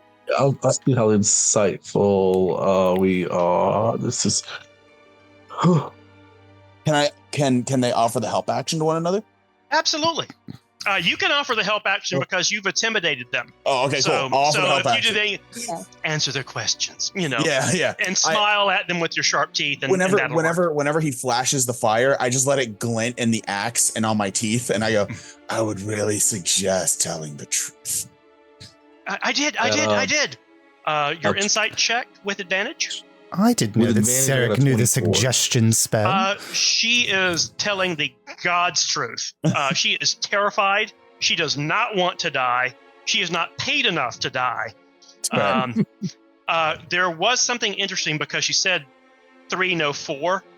4 is an accurate number, but she was unsure when she said they are with Sambalat. So what you get from that is there's a total of 5 people, one of which is the leader, one of whom may or may not be with the others. Gotcha. So I'll let them know they haven't paid her enough to risk her life. She's telling the truth. So is there anything I can tell you so that you let me go? Not hang for smuggling. What exactly are you all doing here? What's the end goal? Smuggling? Money. What are you smuggling? Different stuff. Stuff stolen from the dwarven mines. Give me the bolts of 2 fabric. most interesting things. Yes. There's bolts of silk, and there are Different definition of interesting. casks of brandy. Oh, I do like that one. Smuggling silk and brandy. And the rest is tools and supplies and stuff that we were able to steal. Sorry, I'm fuzzy. You're blurry now. Blurry Rob. She's going blurry because she's so scared. Basically, those are the goods that actually are worth something. The stuff they stole from the mine. Thoreau, give me an intelligence check. Okay. And actually, Lyra and Ivar, you can as well. Ivar with disadvantage. It's 18. I won't. I'll try. Oh, sorry, just intelligence. Intelligence is only +5. That is a 15. Okay. Mine was a 12. Oh, I got an 11. Okay. Thoreau, Ivar and Lyra have seen mines because they're in the country, but they haven't really spent much time around it. Ivar, from what you know, from what they're saying of they've been stealing the equipment, that stuff's not really worth much except to other miners. And so the impression you get, or the theory you theorize, is that they are stealing it more to interfere with the operations of the mine more so than to make profit. Now, can they sell it for bulk metal and stuff and make some money? Sure. So if you're going to take it, why not sell it? But it's not a primary source of income so much as trying to slow down the miners or mess with them. Gotcha. I'll ask. So why are you trying to interfere with the work of the miners? You'd have to ask Sambalat that. He's the leader. Is Okay. Sambalat, does he have like a well-apportioned chamber in the house up above? He's the only one that had their own room. So his was the room that we could assume that his is the room that we ransacked? Yes, that would be a logical conclusion. Is his name on my spell book that I found? Like, Thoreau's wondering if this is a spellcaster that we're going up against because we haven't faced one and Magic Mouth was cast. Yeah, his name was not inscribed in the book. Okay. There's no initials or anything like I'll that. ask her the question then. Does Sambalat Is he just like you, or is he magical, or? Oh yes, definitely he's magical. Oh, great. He's the one Please that tell me casts that's the- what Thoreau says. He's the one that casts the warning Good. siren. Oh, great. The things that make noise to warn us when someone's coming around. Do you know if he can cast a spell if he doesn't have his book with him? I don't know. Oh, you're not very helpful. I How long he have casts you? magic. How long have you sailed with this man? 4 months. I get down like right in front of her, and at this point, the menacing is actually like gone more. Yep. And I reach back and I grab a flask of water and I just open it and I go, "You can slip out. I already know you can. Take this and drink it. I promise you, I'm not trying to poison you. You look thirsty." She drinks it. She trusts you. And when you slip out, please leave the rope where it is. I'd prefer it coiled up so I can put it back in my pack, please. Oh, here you go. I'm so sorry, Thoreau. I'm She so sorry. slips Thoreau. out immediately. Well, fuck. She's already slipped out. Damn it. I'm so sorry, Thoreau. We'll work on your knot skills, buddy. Listen, I don't want to kill you, and my friends here don't want to kill you. I don't We're not want to trying die. to. All right, yes, dying sucks. Listen, I don't want to kill you, and they don't want to kill you, but the business that you're in is not one of a long life. You have a lot of people on you. It's good money, not a good life. So There's you're a saying town- I should just be like a regular sailor? You're gonna make a lot more people happy in your life than doing this. Saltmarsh is up and Roll me coming. a persuasion check with advantage, because even though you're not being intimidating now, you were, and this change of tone adds a sincerity to your voice. Your DC is 18. 19. Hmm. Okay. She's like, right. Very nice. Very nice. You're right. Not as much money is much better than dying with a lot of money that you can no longer spend. Also, freedom is a lot better than having to listen to an asshole yell at you for a long time and threaten you with a lot of ways that people can't help you out of. Well, Samflat's not really a threater. He's much more flamboyant than that. I He's look all at about the Thoreau. profit. I'm like, Thoreau looks disgusted when she mentions flamboyant people. wait. Like, that- yes, that only takes a second. only like someone who actually means it. Yeah. And he's much larger than yon fellow. Are the other 4 individuals as easily convinced to drop their blades as you might be? Well, if you could convince Sambalat to surrender, then yes, they would. He's our leader. But if he were to, I don't know, come upon an unfortunate accident, would they continue the crusade? I don't know, because like everyone's afraid of getting hanged. But I was in one where I knew I could not get out, no matter what. It was 1 against 4. So depending on the odds of the situation, I can't speak to this as to the self-preservation instincts of the others. But I can tell you that Sambalat has a very well-developed sense of self-preservation. There's a good thing here, and that is that you get to live and there's no threat of hanging. I don't plan on telling anyone what you were doing down here. I don't even know your name. Thank you. I don't know your name either. Good point. We don't know your name. Thank you. You And are also, very I don't tall want to know. for, you're very tall though. I don't want to know it. Just as an aside. And I would give you money, but it's Don't worry about it. back in my palate. Oh, I'm deathly afraid that we've taken all of that. No, good. You can have all I have and more. Thoreau will drop 2 gold in her hand. She will take it. There May I go now? There is a few. You're in. I don't know if you know where you are, but you're in Saltmarsh. Saltmarsh is a very good place for sailors to find. On Yes, top we of that, there's a druid grove that will give you some amount of succor, and there is a couple of inns and taverns here there's an inn here that will allow you a place to sleep. I have a job for you. There's standing stones that need to be cleaned, and the druids are looking for it, and they will pay you. I think it was 20 gold to clean the standing stones. That's good, honest work. It's good I will honest think work. about it. It'll make you money. Now get the hell out of here before someone finds you. And they scurry off. Cool. Great. Thank you all for not killing that person. So our plan is then that we kill Sambalak and then just convince the others to drop their swords? I mean, if he doesn't want to talk, then yeah. Oh, we want to talk to him. Okay. Well, here's the thing. When it comes to smugglers, most of them just care about money. If this man cares about his self-preservation, he'll understand that, well, going up against a bunch of people that are crazy like us, probably not good for his self-preservation. I'm under the impression, though, that this is a large operation. I don't think the man who works the shipping house is probably the top dog. He probably has to answer to someone higher. Probably, but if he's alive, we can ask him questions. Yeah, that's fair. Just a sailor's 2 cents. So, I say we go there. However, before we do that, I do want to at least try and get something. So I'm going to use disguise self and become one of the bandits that we killed. Okay. So I look like them and shrink. What is it? I believe 50%? I can shrink. You could pull off with your height the woman you just left.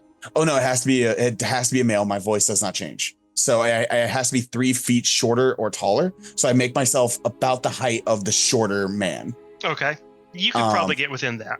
Yeah. Well, also one of the guys upstairs would also be one of my targets. Okay. Yeah. You can definitely one of the ones that y'all dealt with in the dining hall basement thing. You can definitely be one of him. I shrink myself a little bit. Oh, this never feels great. No. Okay. So I have to change my voice. What?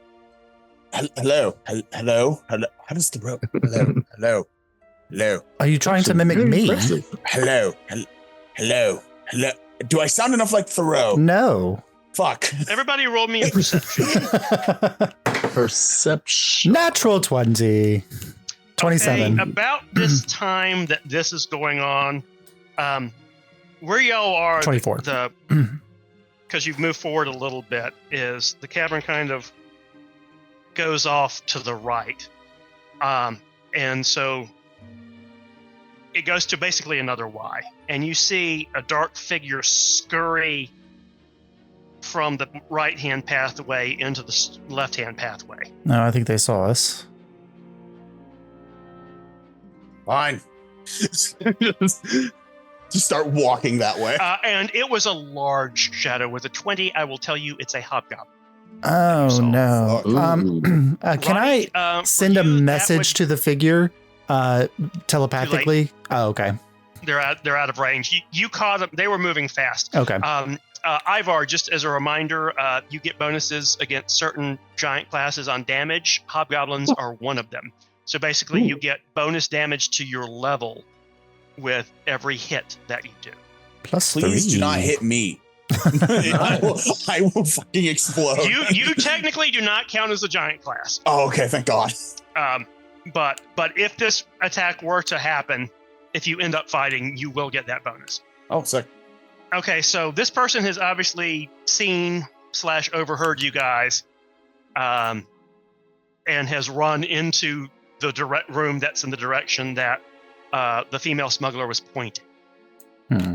So they are probably aware that you're here, and they are also probably aware that you're talking about talking. We all saw that, right? Does this I'm gonna tell you all guess that this area doesn't have an ID of France, so the parlay system doesn't work. Well, no, you've done enough, and you hit on this earlier, so I don't mind pointing it out. It's these people are about making money. Mm-hmm. Yeah, they are not pirates; they are smugglers. Very different. And smugglers aren't always hanged. It just depends on what they are. Now, the reason you think that this person was afraid of getting hanged was because they'd stolen the mining gear. The dwarves doing the mines were sponsored by the king of Keoland.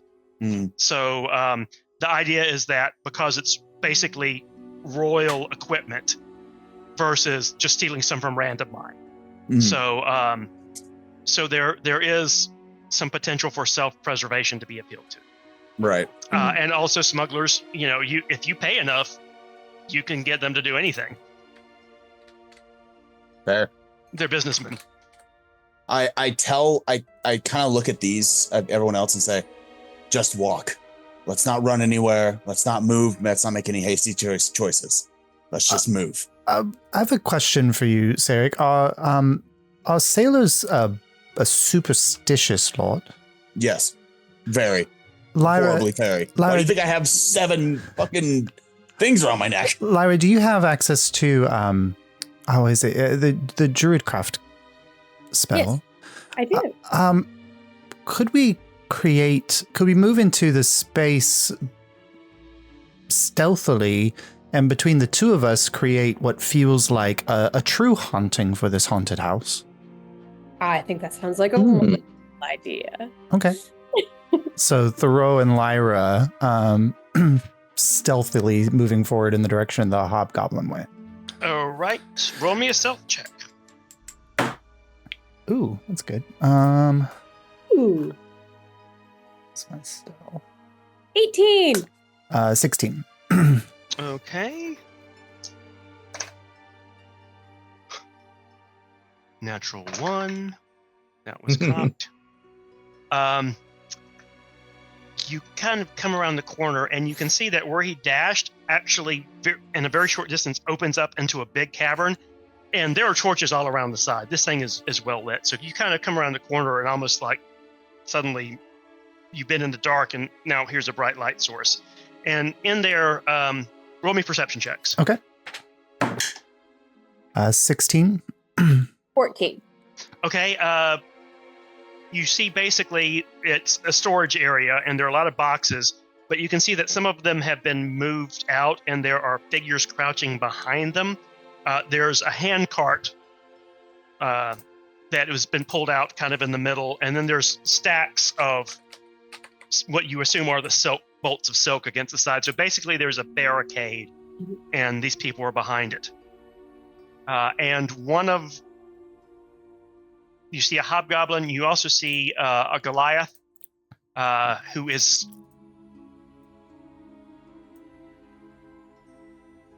When Thoreau wants to go entertain a set of high-end rich people, he's wearing colors and stuff that he would probably see there. The word flamboyant that she used earlier really, truly did not do it justice. The Goliath is the flamboyant boy? Yes. Okay. All right. So whispering to Lyra, I duck back out of the torchlight. Sambalat can see you! Oh, fuck. Oh. Okay. So, well, that doesn't work. Because well, perhaps hobgoblins aren't exactly very smart. He's not a hobgoblin. He's a Goliath. No, but the hobgoblin who just ran past. Lyra, can you make a gust of wind? Yeah. Going into the chamber? I believe that is how. Yes, I can. And then I'm going to prestidigitate a faint sensory effect that appears like a slight glowing figure. That matches the movement of the gust of the wind, and I'm going to message to the hobgoblin.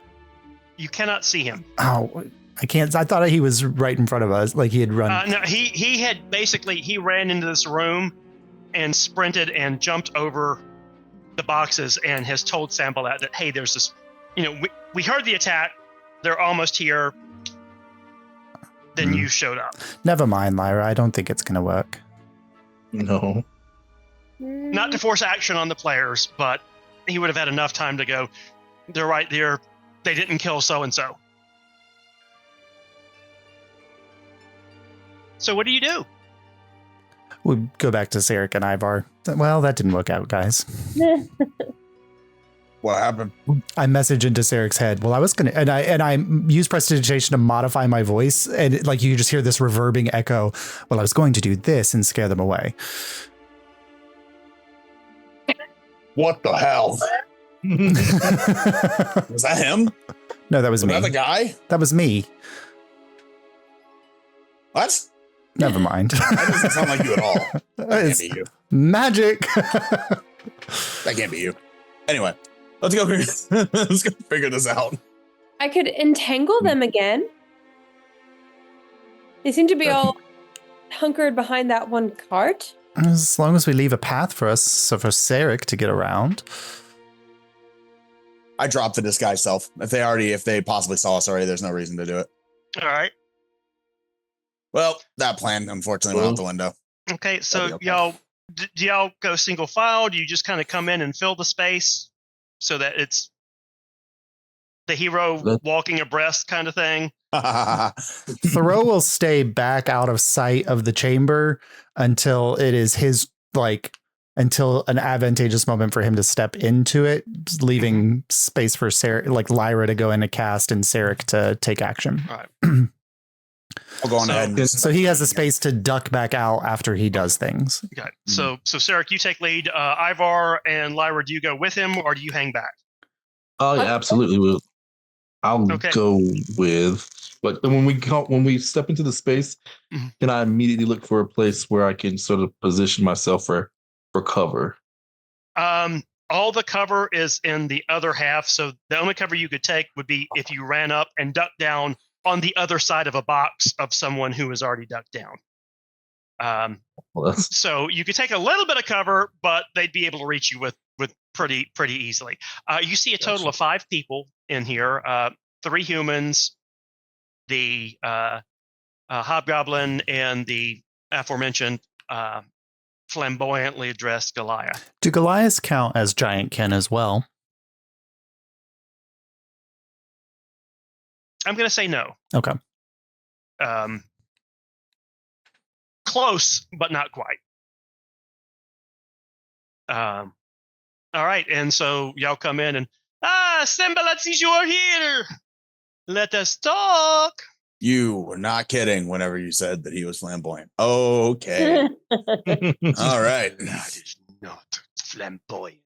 Sembalat is full of life. Fair enough. Isn't that what the word actually. flamboyant means? I mean, generally. Oh, you're the smart one. I see who you are. That's not kind. I think that we're all generally smart. Okay. I did not mean to offend, so I apologize. Hey, I mean, Shall we? the dragon, I think, is and smarter talk, than me. and he Okay. basically opens one of the barrels, dips some cups into it, and walks back up to the front to basically where the line is, and starts putting drinks down on it so that 4 of them for you, and he's already has one in his hand for him. Yeah. So come, have a drink, let's talk. Sounds good to me. Come on. Oh, I just start walking up. Okay, you get up to where he is, and he proffers you drinks, and he's drinking out of the same barrel, so I don't think there's any concerns unless you think that he's, spent the last 10 years Is he getting used to Wesleyan iocane us? Is powder. Wesley from Is he Building Wesleyan up us resistance to right iocane powder. Princess Brady right now? Am I getting Princess Bride into my own game? I thought it too. That I would have done Wallace Shawn for. I will message Sarek.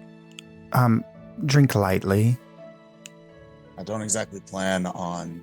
I don't know that I can respond, but You in can my respond, own head, yeah. I don't know that I can do that. Yeah. This whole thing is new to me, so Yep. I'm just like in my own head. I don't know you can hear it. I'm accidentally actually responding to you, going, "I didn't plan on it." Voice in my head, but thanks. That's it. I'll message back, but encourage him to drink heavily. So, why have you come and killed Sambalat's men? Are you trying to take over his territory? No. Do you refer to actually. yourself in the third person? What is a third person? I am only one person. I am a very large and very This passionate. This fucking person. guy gets it. I like him a lot. It's necessary. I don't like him. Hey, respect. You We're on know his ship. Sambalat can hear you. Trust me. Hey, Simbalak, quick question. Is this your vessel? There is no vessel here. Oh, I thought we were on a ship. Sorry. No. You're in the caverns. Oh, Where okay. they- It's stored where they wait to take it out to the. Yeah. Okay, got it. Is there like a dock here where You haven't seen one, but it is a reasonable expectation that somehow this stuff got in here and did not come in through the haunted house, and is somehow going to get out of here also without going through the haunted house. So are you the captain of I'm gonna guess a smuggling operation. No, I'm not the captain. I am the owner, but I am not the captain. Not the captain, but the Thoroughly does not know how to sail. I get sick, but Sambalat knows how to negotiate and how to sell things to people. I'll just take a drink of the drink. It's some damn fine brandy. I look at Thoreau. It's This is up your alley. And I just Thoreau So- doesn't drink. So we have standoff here. You have murdered some of my men. to be fair, your men are causing problems. I believe it was also in self-defense. That too. Was Okay, so definitely self-defense. let's just call it a wash. Everything We is can, even. we can call it a wash. We can call it even. Okay, so I- what business do you have with Sambalat? We require you to leave. Just like that? Just like that. Okay. It's like that. Why are you agreeing to this so easily? Because Sambalat knows that you have killed many of his men. And does Sambalat not wish to die. It understands. is bad business to die. And this is nothing. This is Sambalat wants to die in the prostitute's bed, not in a dank cave. I of like how some- this man thinks. I'm gonna If be he's very- not a smuggler. I'd actually might be more of his friend. I'm going to be very honest with you, Semmelek. You're more likely to die from what you get in a prostitute's bed than in one. Yes. See, he is the smart one. My man gets it. He just So you just want us to leave, we will leave. you leave Saltmarsh. Take nothing else with you. Take what you have and leave. I make negotiation. We make negotiation. Sambalat will take some of the brandy with him. We will fill this cart up. And Sambalat will take his possessions. And we will leave Saltmarsh and not come back. We will set up operations somewhere else. You set up operations somewhere else. At the very least, far away from Saltmarsh. The people have that is not noticed. the problem. Here's the deal. Bad for business. The people here have noticed your operation one way or another and are sending us to come and figure it out. Do you want more people like us, or would you like to just continue living what you're doing? I would like to continue living. Yeah. So I will make another proposal for you. I have a piece of information that might get you your own sheep. What would you I don't give have me? a sheep. I don't. Not a sheep, a sheep. You just said you just said the same thing twice. a ship. I think he's saying a ship. Okay. That is a sheep. A ship. A ship. Yes. A ship. So, what would you give me to get information where you could get a ship? We're giving you your life. Well, yes, but that is for Sambalat to walk away with. That's it. the walk I'm away sorry. portion of I'm this. really confused, Samela, because I believe that you think that your life is worth quite a bit. Are you telling me that your life is only worth the ability to walk away from here? No, that is why I'm trying to negotiate a better deal, because I am not going to use the sheep where I am going. Correct. So it is there waiting for someone. I hope you're not using sheep, Samalek. That's between you and God. But what you need to understand, Samalek, is that you are walking away from here. That's only a portion of your life's worth. I think the information may be as much as No, your no, life you is have worth. already made the offer. You cannot go back on your deal now. Oh, aren't we negotiating right now? Yes, we have, but you have not done counter proposal. You're just saying you are going straight to the threat instead of negotiation. Does he not know how to I don't do think he this? understands how this works. Okay, I so- just don't think that Sambalek values his life that much, I Sarah. think That's he what I'm values saying. his life quite a bit, actually. I mean, listen Yes. to the man. I think he cares. Similat, and it may not be as easy as you think. And he makes flame in his hand. Listen. And I make would flame in my hand. Ooh. Exactly. No fighting. I will measure the size of my flame against yours anytime. My This man. is not a Anyway, flame measuring contest, so we Sambalek. are walking out. We have already agreed that Sambalat and his men will walk Yes. out and go away, far away from You go Saltmarsh. away We will from- take the cart with the brandy and some Yes. money with us. What will Yes. you give me for the information about the sheep?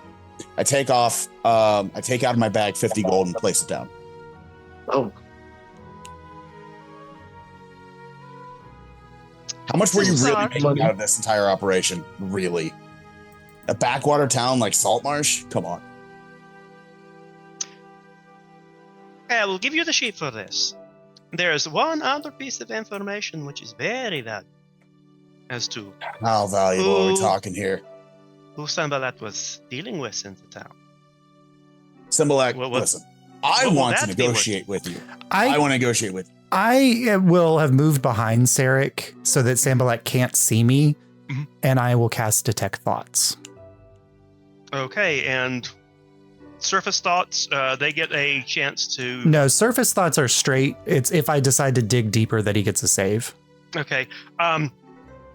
Sambalat in his brain sounds just like Sambalat.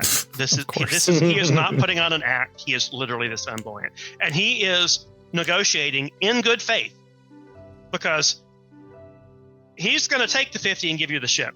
But 200 is more than 50. Was there, like, at the moment he mentioned somebody in town, did a name pop into his surface thoughts? No.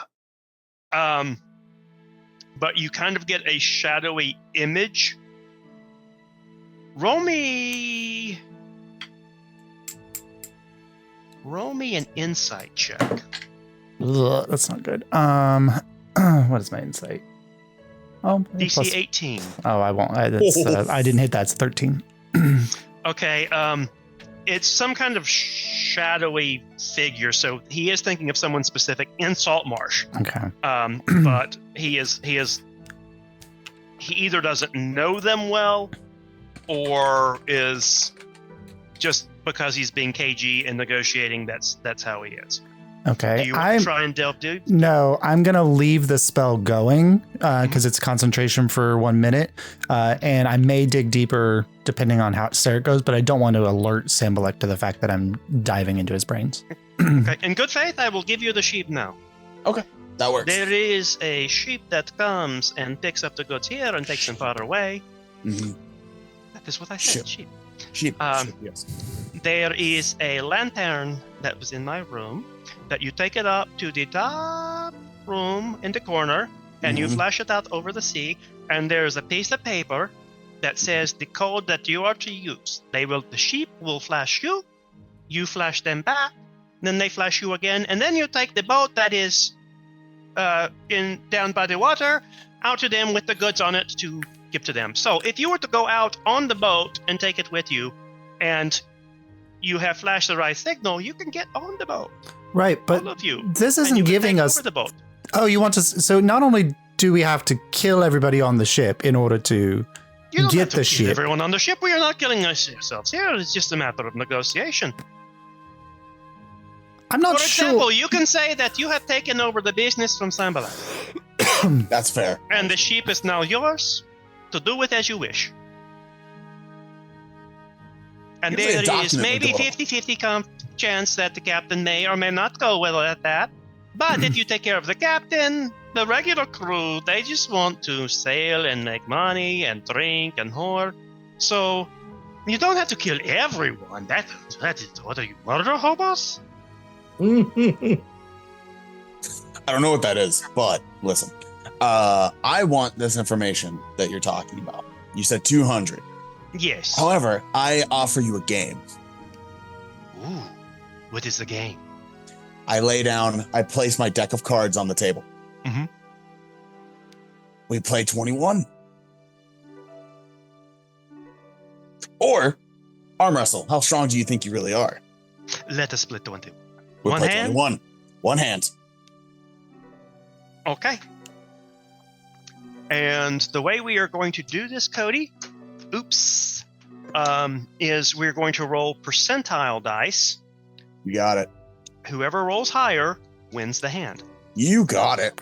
Can I, the moment the cards are dealt and he sees his card, like see if he, so I can That's let Sarek know what he's playing. Oh, you're using Detect Thoughts. Because Detect on Thoughts is him. still up. So I think the moment he sees it, he would consciously think about the card.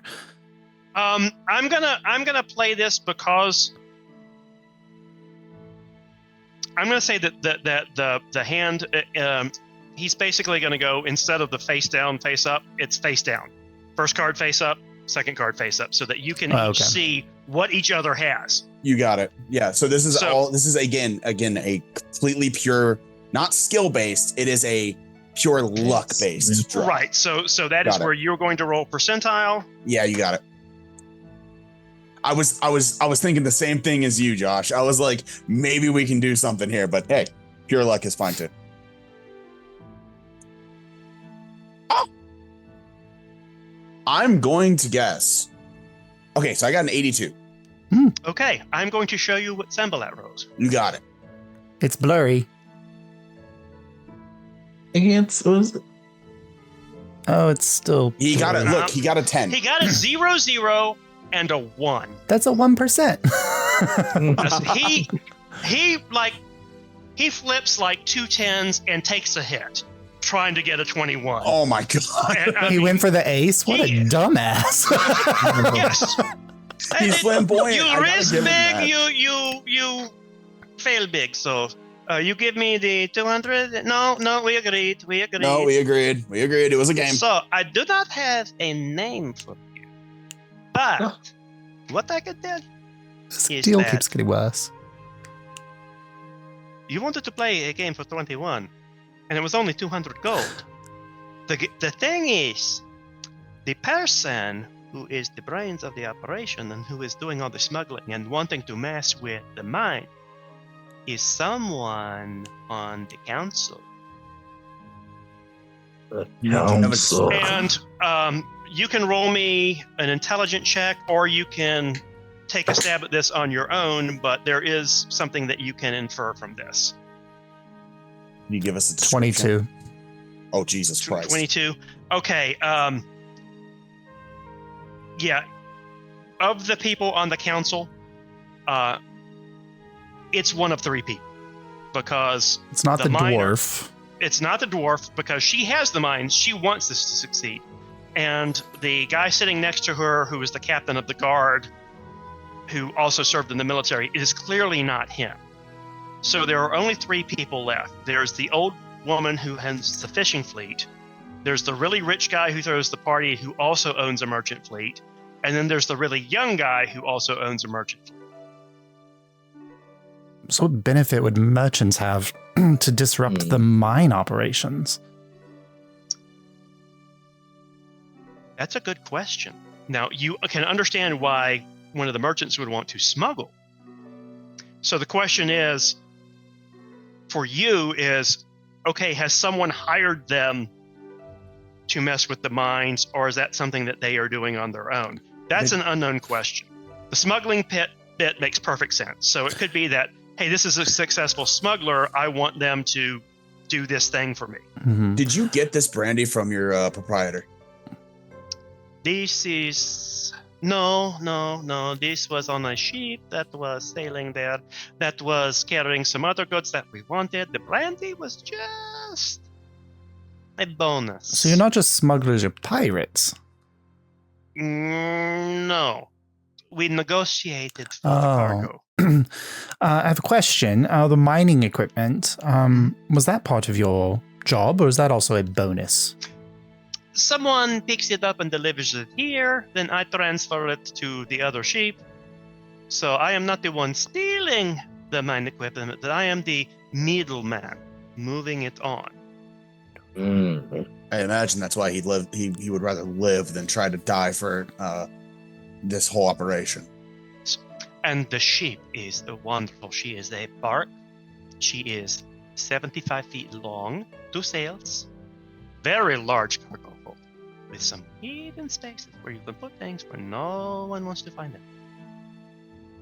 There's actually a space near the captain's cabin where you can put really expensive things that you want to keep up with, as well as down in the hold. This ship sounds good. It is a very good Who ship. would- I like it. who on the See, council now would I own say it that like you ship? do. I say ship. That's a You damn You good are a question. bad influence on Sambalat. Sambalak, and I'd put my hand out to him, just like as a show of good faith. He shakes with you. The ship is the Sea Witch, and she is due here in 2 The Sea weeks. Witch? Sea Witch. I like that. Also, that's a good one. You may want to rename her if you get her, maybe repaint her so that people don't recognize her. That's Or probably you a can good leave it idea. the way she is if you're trying to take over the smuggling yourself. Sambalat is Yeah. not the one to judge. How long did you say it would be until she returned? 2 weeks. 2 weeks. Not very big in the smuggling. With the darkest night of the moon that night, light and smuggling operations do not tend to go together very well. She comes through once a month. So 2 weeks away, 2 weeks back. 2 weeks away, 2 weeks back. She shows up here during the dark. And in the meantime, other people bring goods in on smaller ships. Like the people who were taking the mine equipment. They are due back in 10 days. More mine equipment. Come, Sembalat, show your work, come in. And he, steps over the thing and waves you forward. Yeah. Do you I'll go with follow him? Yep. Yeah, I'm also just because I can detect thoughts of anybody around. I'm just going to pass it over the other 5 to make sure there's not just something aggressive about to happen while we're moving. Into No, this. they all want to live. Sambalat has made them good money, so they are going to stick with him. And they do not relish the prospects of fighting you guys because while there's some of them thinks that they could give a good accounting for themselves, the fact that you are here with only a few scratches on you and everyone else between you and outside is dead is one that they follow Sambalat. He is the lead on that. Okay. He takes you down another passageway. It curves. There are a bunch of stacked boxes. And then he takes you into a wider cavern that actually turns into sand. And it's not a dock, it's a shore, but basically there's a natural cave where it's about 20 or 30 feet deep inside the cliff so that anyone just looking over the side wouldn't see it or sailing by wouldn't notice it. But there's a very large jolly boat that would probably take about 4 people to row that already has some boxes stacked in it where cargo is apparently just come in or is about to go out. But that basically would act to ferry stuff back and forth between the Sea Witch and here and the caverns. I like that name for that ship. Yeah, so here's the boat. You can see here that we are just bringing cargo in when you so rudely interrupted us, but that is not for me. This is more of the brandy and more of the silk. I look at everyone else. I mean, Is there anything more that you can tell us about your leader or? He's not a leader per se, because Sambalat deals with other people, but he is the one from Saltmarsh that is wanting us to deal with the mining equipment, and he is also the brandy and the silk is from ship that was sailing to Seaton. To where? Sorry, to where? Cody, you can roll me a history or intelligence check to see if you know anything about Seaton. you got it. Let's see what I got. It's like Seatown without the W. That's a solid 5. Ooh. It's a port somewhere. Hell yeah. It must be by the sea. All right. That famous desert city, Seaton. Yeah, it's somewhere fucking that way. I will say that you did notice that the casks were stamped with a sigil from the king of Kealand.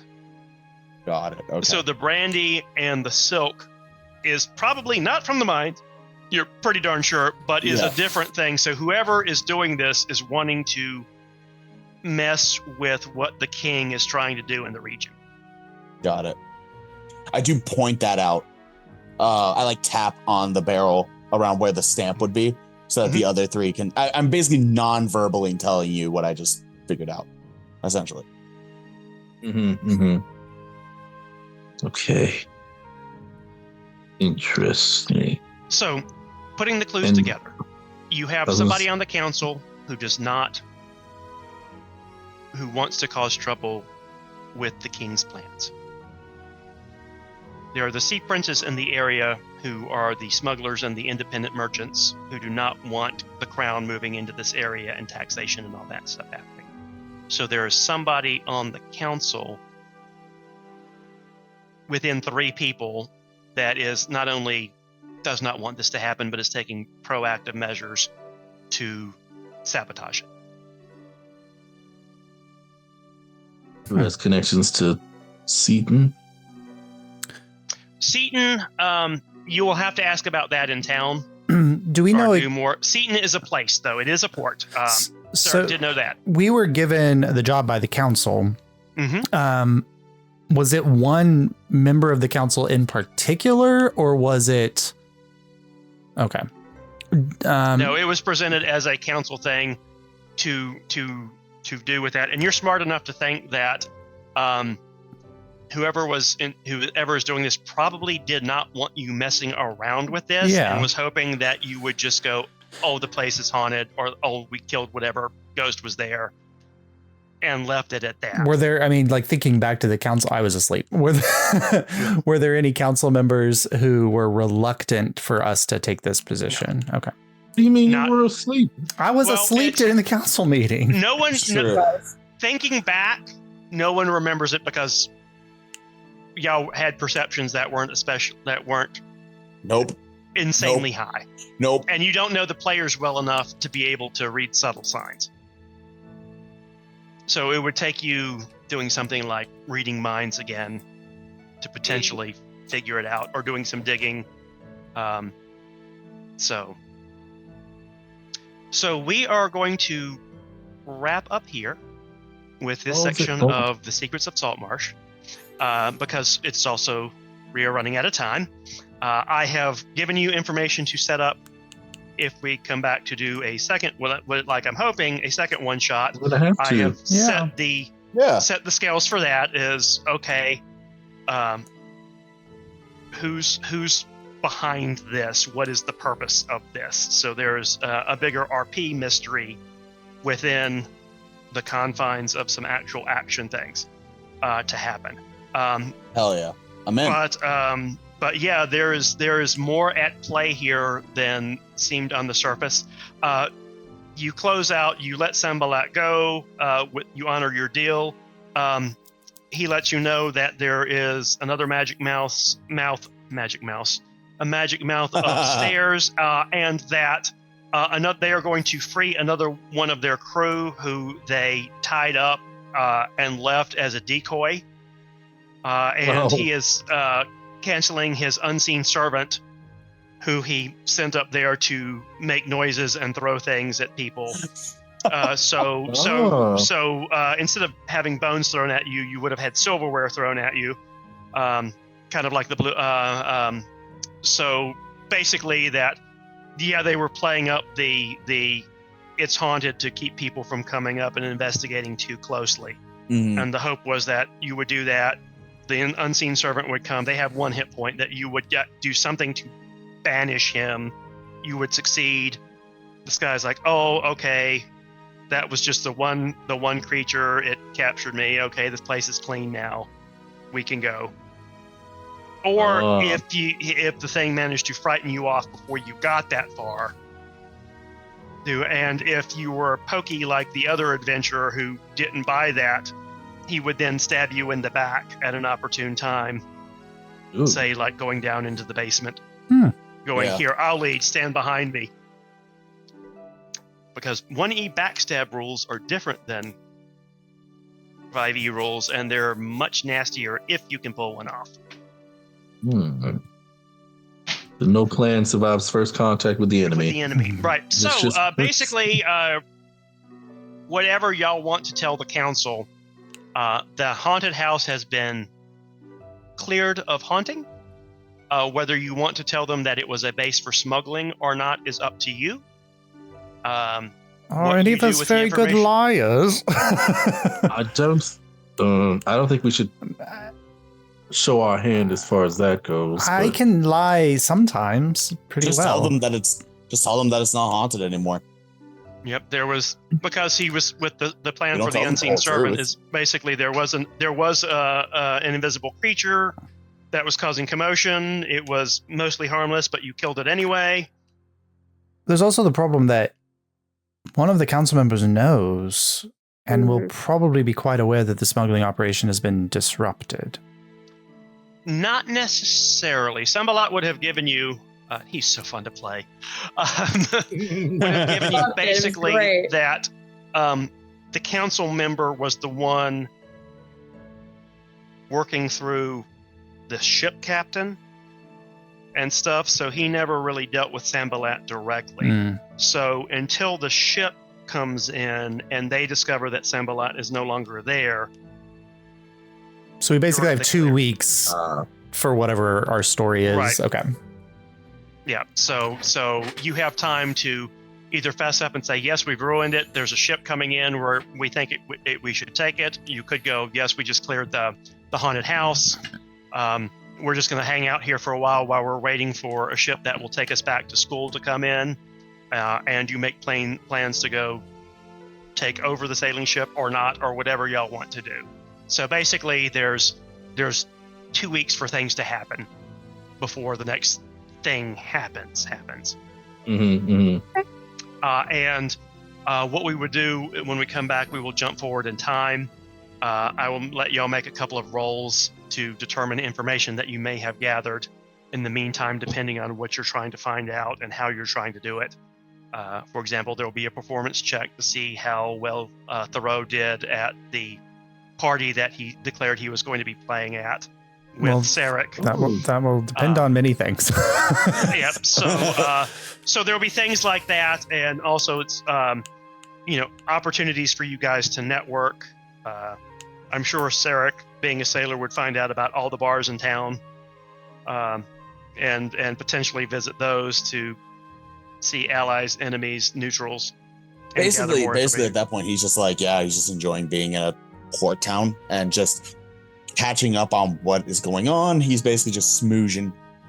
Yeah, and y'all have got ends because Sarek can do with the common sailors.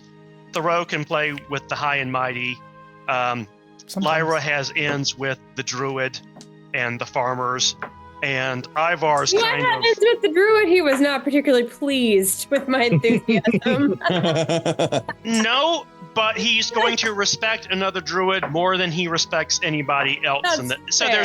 there will be a professional respect Okay. and courtesy.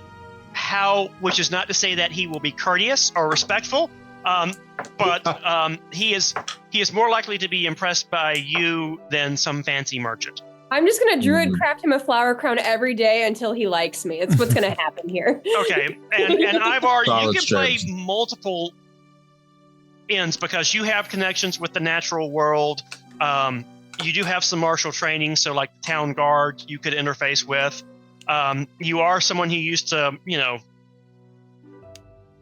wandering around and sailors going port to port. You've gone town to town, so there's a commonality there. So that you can be wingman to any of these other guys that you want to help with the information gathering. So there's plays all of you can make.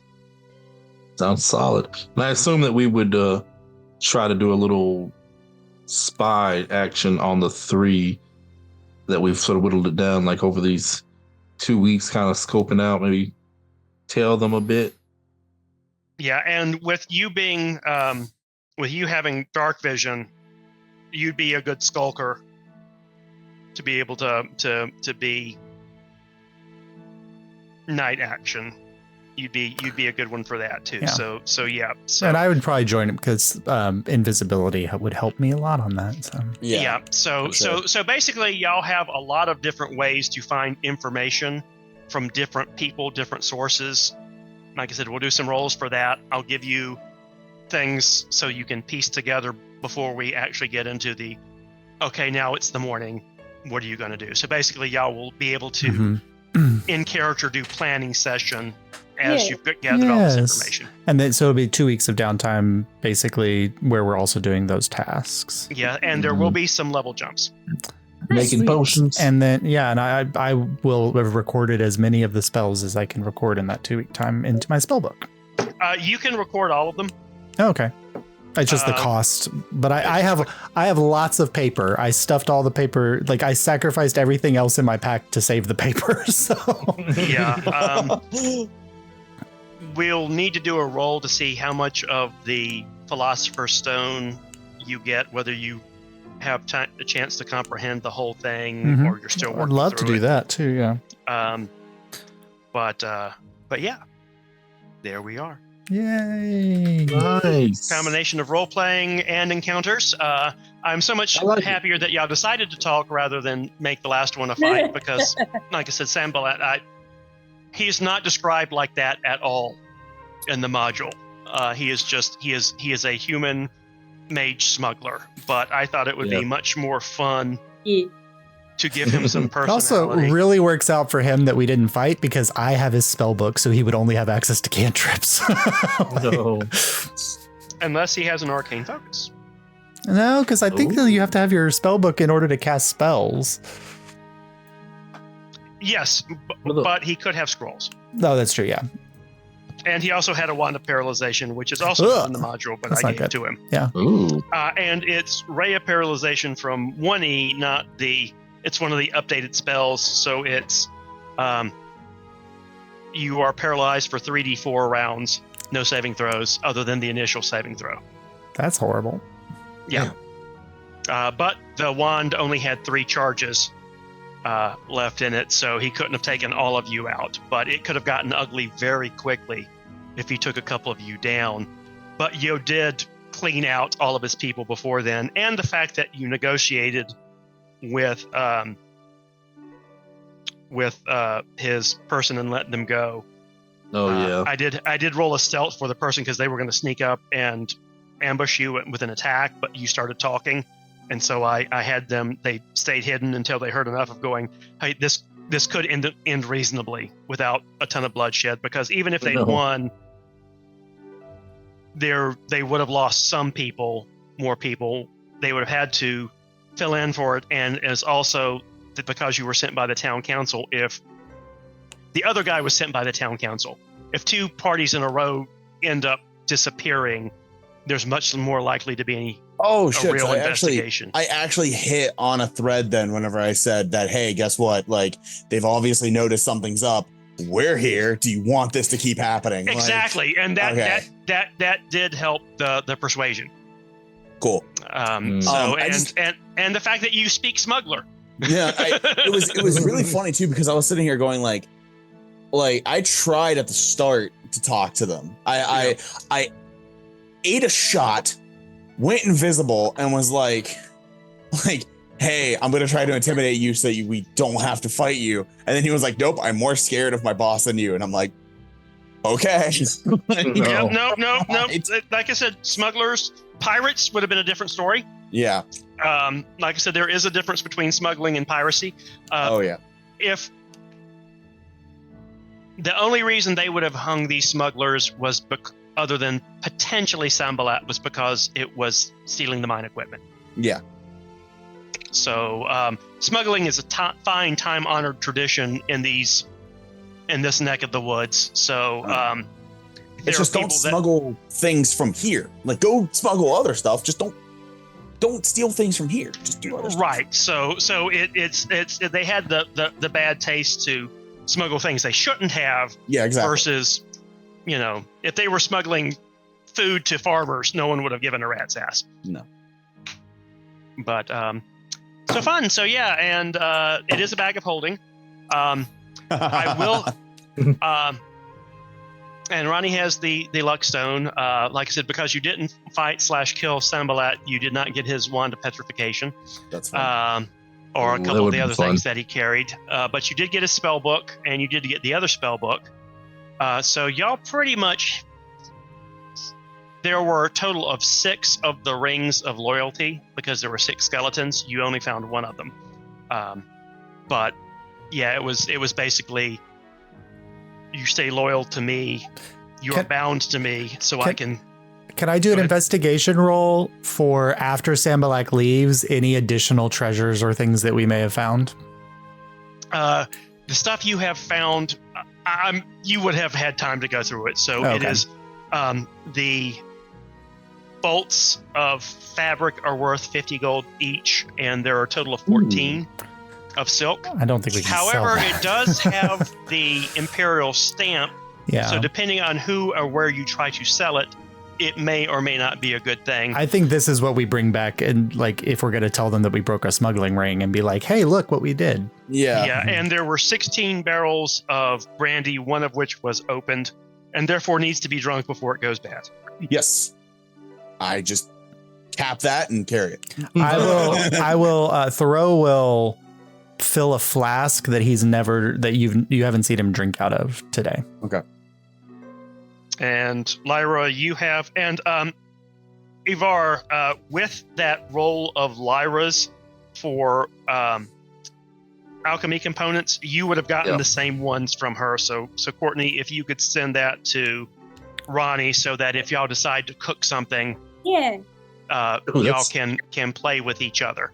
Sounds slightly illegal. Yep, and that's something that also in this 2-week time, if you wanted to make some toxins, poisons, try to make healing potions, that's one of the things that we can roll for. We'll definitely team up. Hell yeah. So have y'all figured out what the deal with Thoreau is yet? Oh yeah. He's possessed by something. I'm not possessed. He's not possessed. You want to share, Josh? No, I want to hear what Sarek thinks it is. I mean, I'll be honest. It's Is it DID or something? No. I was gonna say my thought process is did. That was the first thought. I do not have dissociative. Okay, it's not did. No. Because whenever I noticed that whenever you get into a situation, you would flip. So like on the ship, you didn't like it. So whenever you flipped, that's what my first thought was did. I was like, okay, so he's fronting. He's got did. So that's why he has the two classes. That's why he's got. Is it the stout is like taking over your? No. Archimedes is not. I'm trying to think of some more mystery to be revealed. Yeah, I won't. Like you guys are like. I mean, I'll tell you if you'd like, but your characters wouldn't know. Well, I mean, I told you about my being a shark, so I mean, I just like leaning into it more than anything. Yeah, my name is not Thoreau. My name is Eaton, and then also Nate. Because I'm twin brother. I'm twin. Thoreau's my last name. Because I'm twin brothers that were magically fused into one body, and so occasionally one brother will take over versus the other, and it usually happens when I sleep or when I go under some kind of stressful situation. So it is kind of. It's kind of like dissociative, but it is literally two consciousnesses. It's Moon Knight. Which it's Moon Knight. So it's like when I fell asleep at the council meeting, I rolled and Eaton took over because the bard Nate had been in control before, and that's why Thoreau didn't remember the council meeting at all. Okay, so I wasn't too far. And that's why he writes in his notebook. Yeah, he won't show you guys. Is he's basically writing so that when I switch personalities, Nate will know what's going on. Nate knows what's going on but Nate never writes in the notebook. So Eaton is like carefully taking notes for him, and Nate never does. So Eaton never knows what's going on when Nate's in control. Oh, sad. That's not. Yeah. So he's like Moon Knight. It's kind of moon. But the wizard's been in control since the counselor meeting, so the bard hasn't shown up yet. So you have a wizard and a bard. Damn, what do your stats look like? I didn't. All my physical stats are the same for both of them, which is why as a wizard I have oddly high dexterity, although it's a little higher but it's. Oh, they each have their own separate stats. Yeah, but their mental stats are different. So Nate's charisma is much higher than Thoreau's, and Thoreau's intelligence is much higher than Nate's. Yeah. Okay. So which Josh has played into with the bumbling and then the suave. So quick question here. So I'm gonna guess since rogues are different in 1E, I'm gonna guess there's no sneak attack. There's instead backstab. Correct. And assassin was an entirely separate class. Yeah. And backstabbing was 4 times damage, but you had to literally from behind without them knowing you were there. Yeah. So it was harder to do, but much more damage. Damn, there goes my idea. So I was gonna do I was gonna do barbarian rogue, where I was gonna go barbarian rogue paladin, and it was gonna be barbarian swashbuckler rogue and then paladin. Yeah, and I mean Thoreau could totally make you invisible to give you backstab. I'll get that one hit. Yeah, it's gonna be. Oof. Well, that was the case with rogues, because the whole thing was if they got a backstab in, the person knew where they were. So in order to get another one, they had to disengage with then there wasn't a mechanism for disengage, but there also wasn't reaction threat range stuff. So it would basically, they would have to run away, hide again, sneak back up on the person in the middle of a raging battle. So I'm which gonna have was hard to do. So generally, it was designed for first shot. Okay. It was also, if the person was asleep, it was pretty much an auto kill. Got it. So I might go charisma, or I might with a level 4 go +2 in charisma, go paladin, try to get intimidation proficiency. Well, if you took paladin, smiting, which was also not a 1E thing, but which is part of this game. Yeah, smiting as a barbarian is nasty. Oh, I know. I love it. The idea was always to go to paladin regardless, but it's like okay, so I have to find the way to get the what is it called? Because one of the reasons I wanted to go swashbuckler is for expertise. Yeah, because I wanted to get expertise in intimidation. That is something I learned from Baldur's Gate 3 is take one level of rogue to start and then go into the class you want. Yeah. You get a small sneak attack bonus and you get expertise. Yeah, if I don't get the sneak attack, like 5e has, then it's like, oh man. Other than expertise, I say that there's not sneak attack. There is, but it would be different conditions. Okay. If you were doing something from hiding, you will get sneak attack. Okay. From flanking, no. But from hiding, yes. What if it's like swashbuckler where it's a duelist style?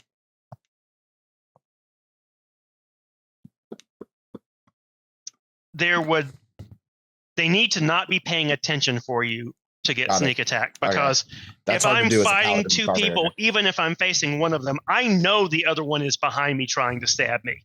Or if I've opened up where I can kind of see both of them, I know they're both. I have this guy. I say this, and I'm obviously not the same on everyone's screen, but I have Thoreau, Lyra, and Ivar all to somehow be useful amidst as like a barbarian in a game with 5e mechanic. And like, while it has some 1e, it's a lot of 5e stuff, and they have spells, which in D&D, regardless of edition, has always been like if one of them were to throw darkness, or blind them, because if they don't have blind fighting like Ivar does, then you would be able to get sneak attack. Oh, I've got color spray. I can blind somebody. Yep. So it's basically something they need to not know where you are in order to get sneak attack. Yeah. Sorry, so again, I have to head out. So yeah. Have a good one, Ronnie. Right. Hey, have a good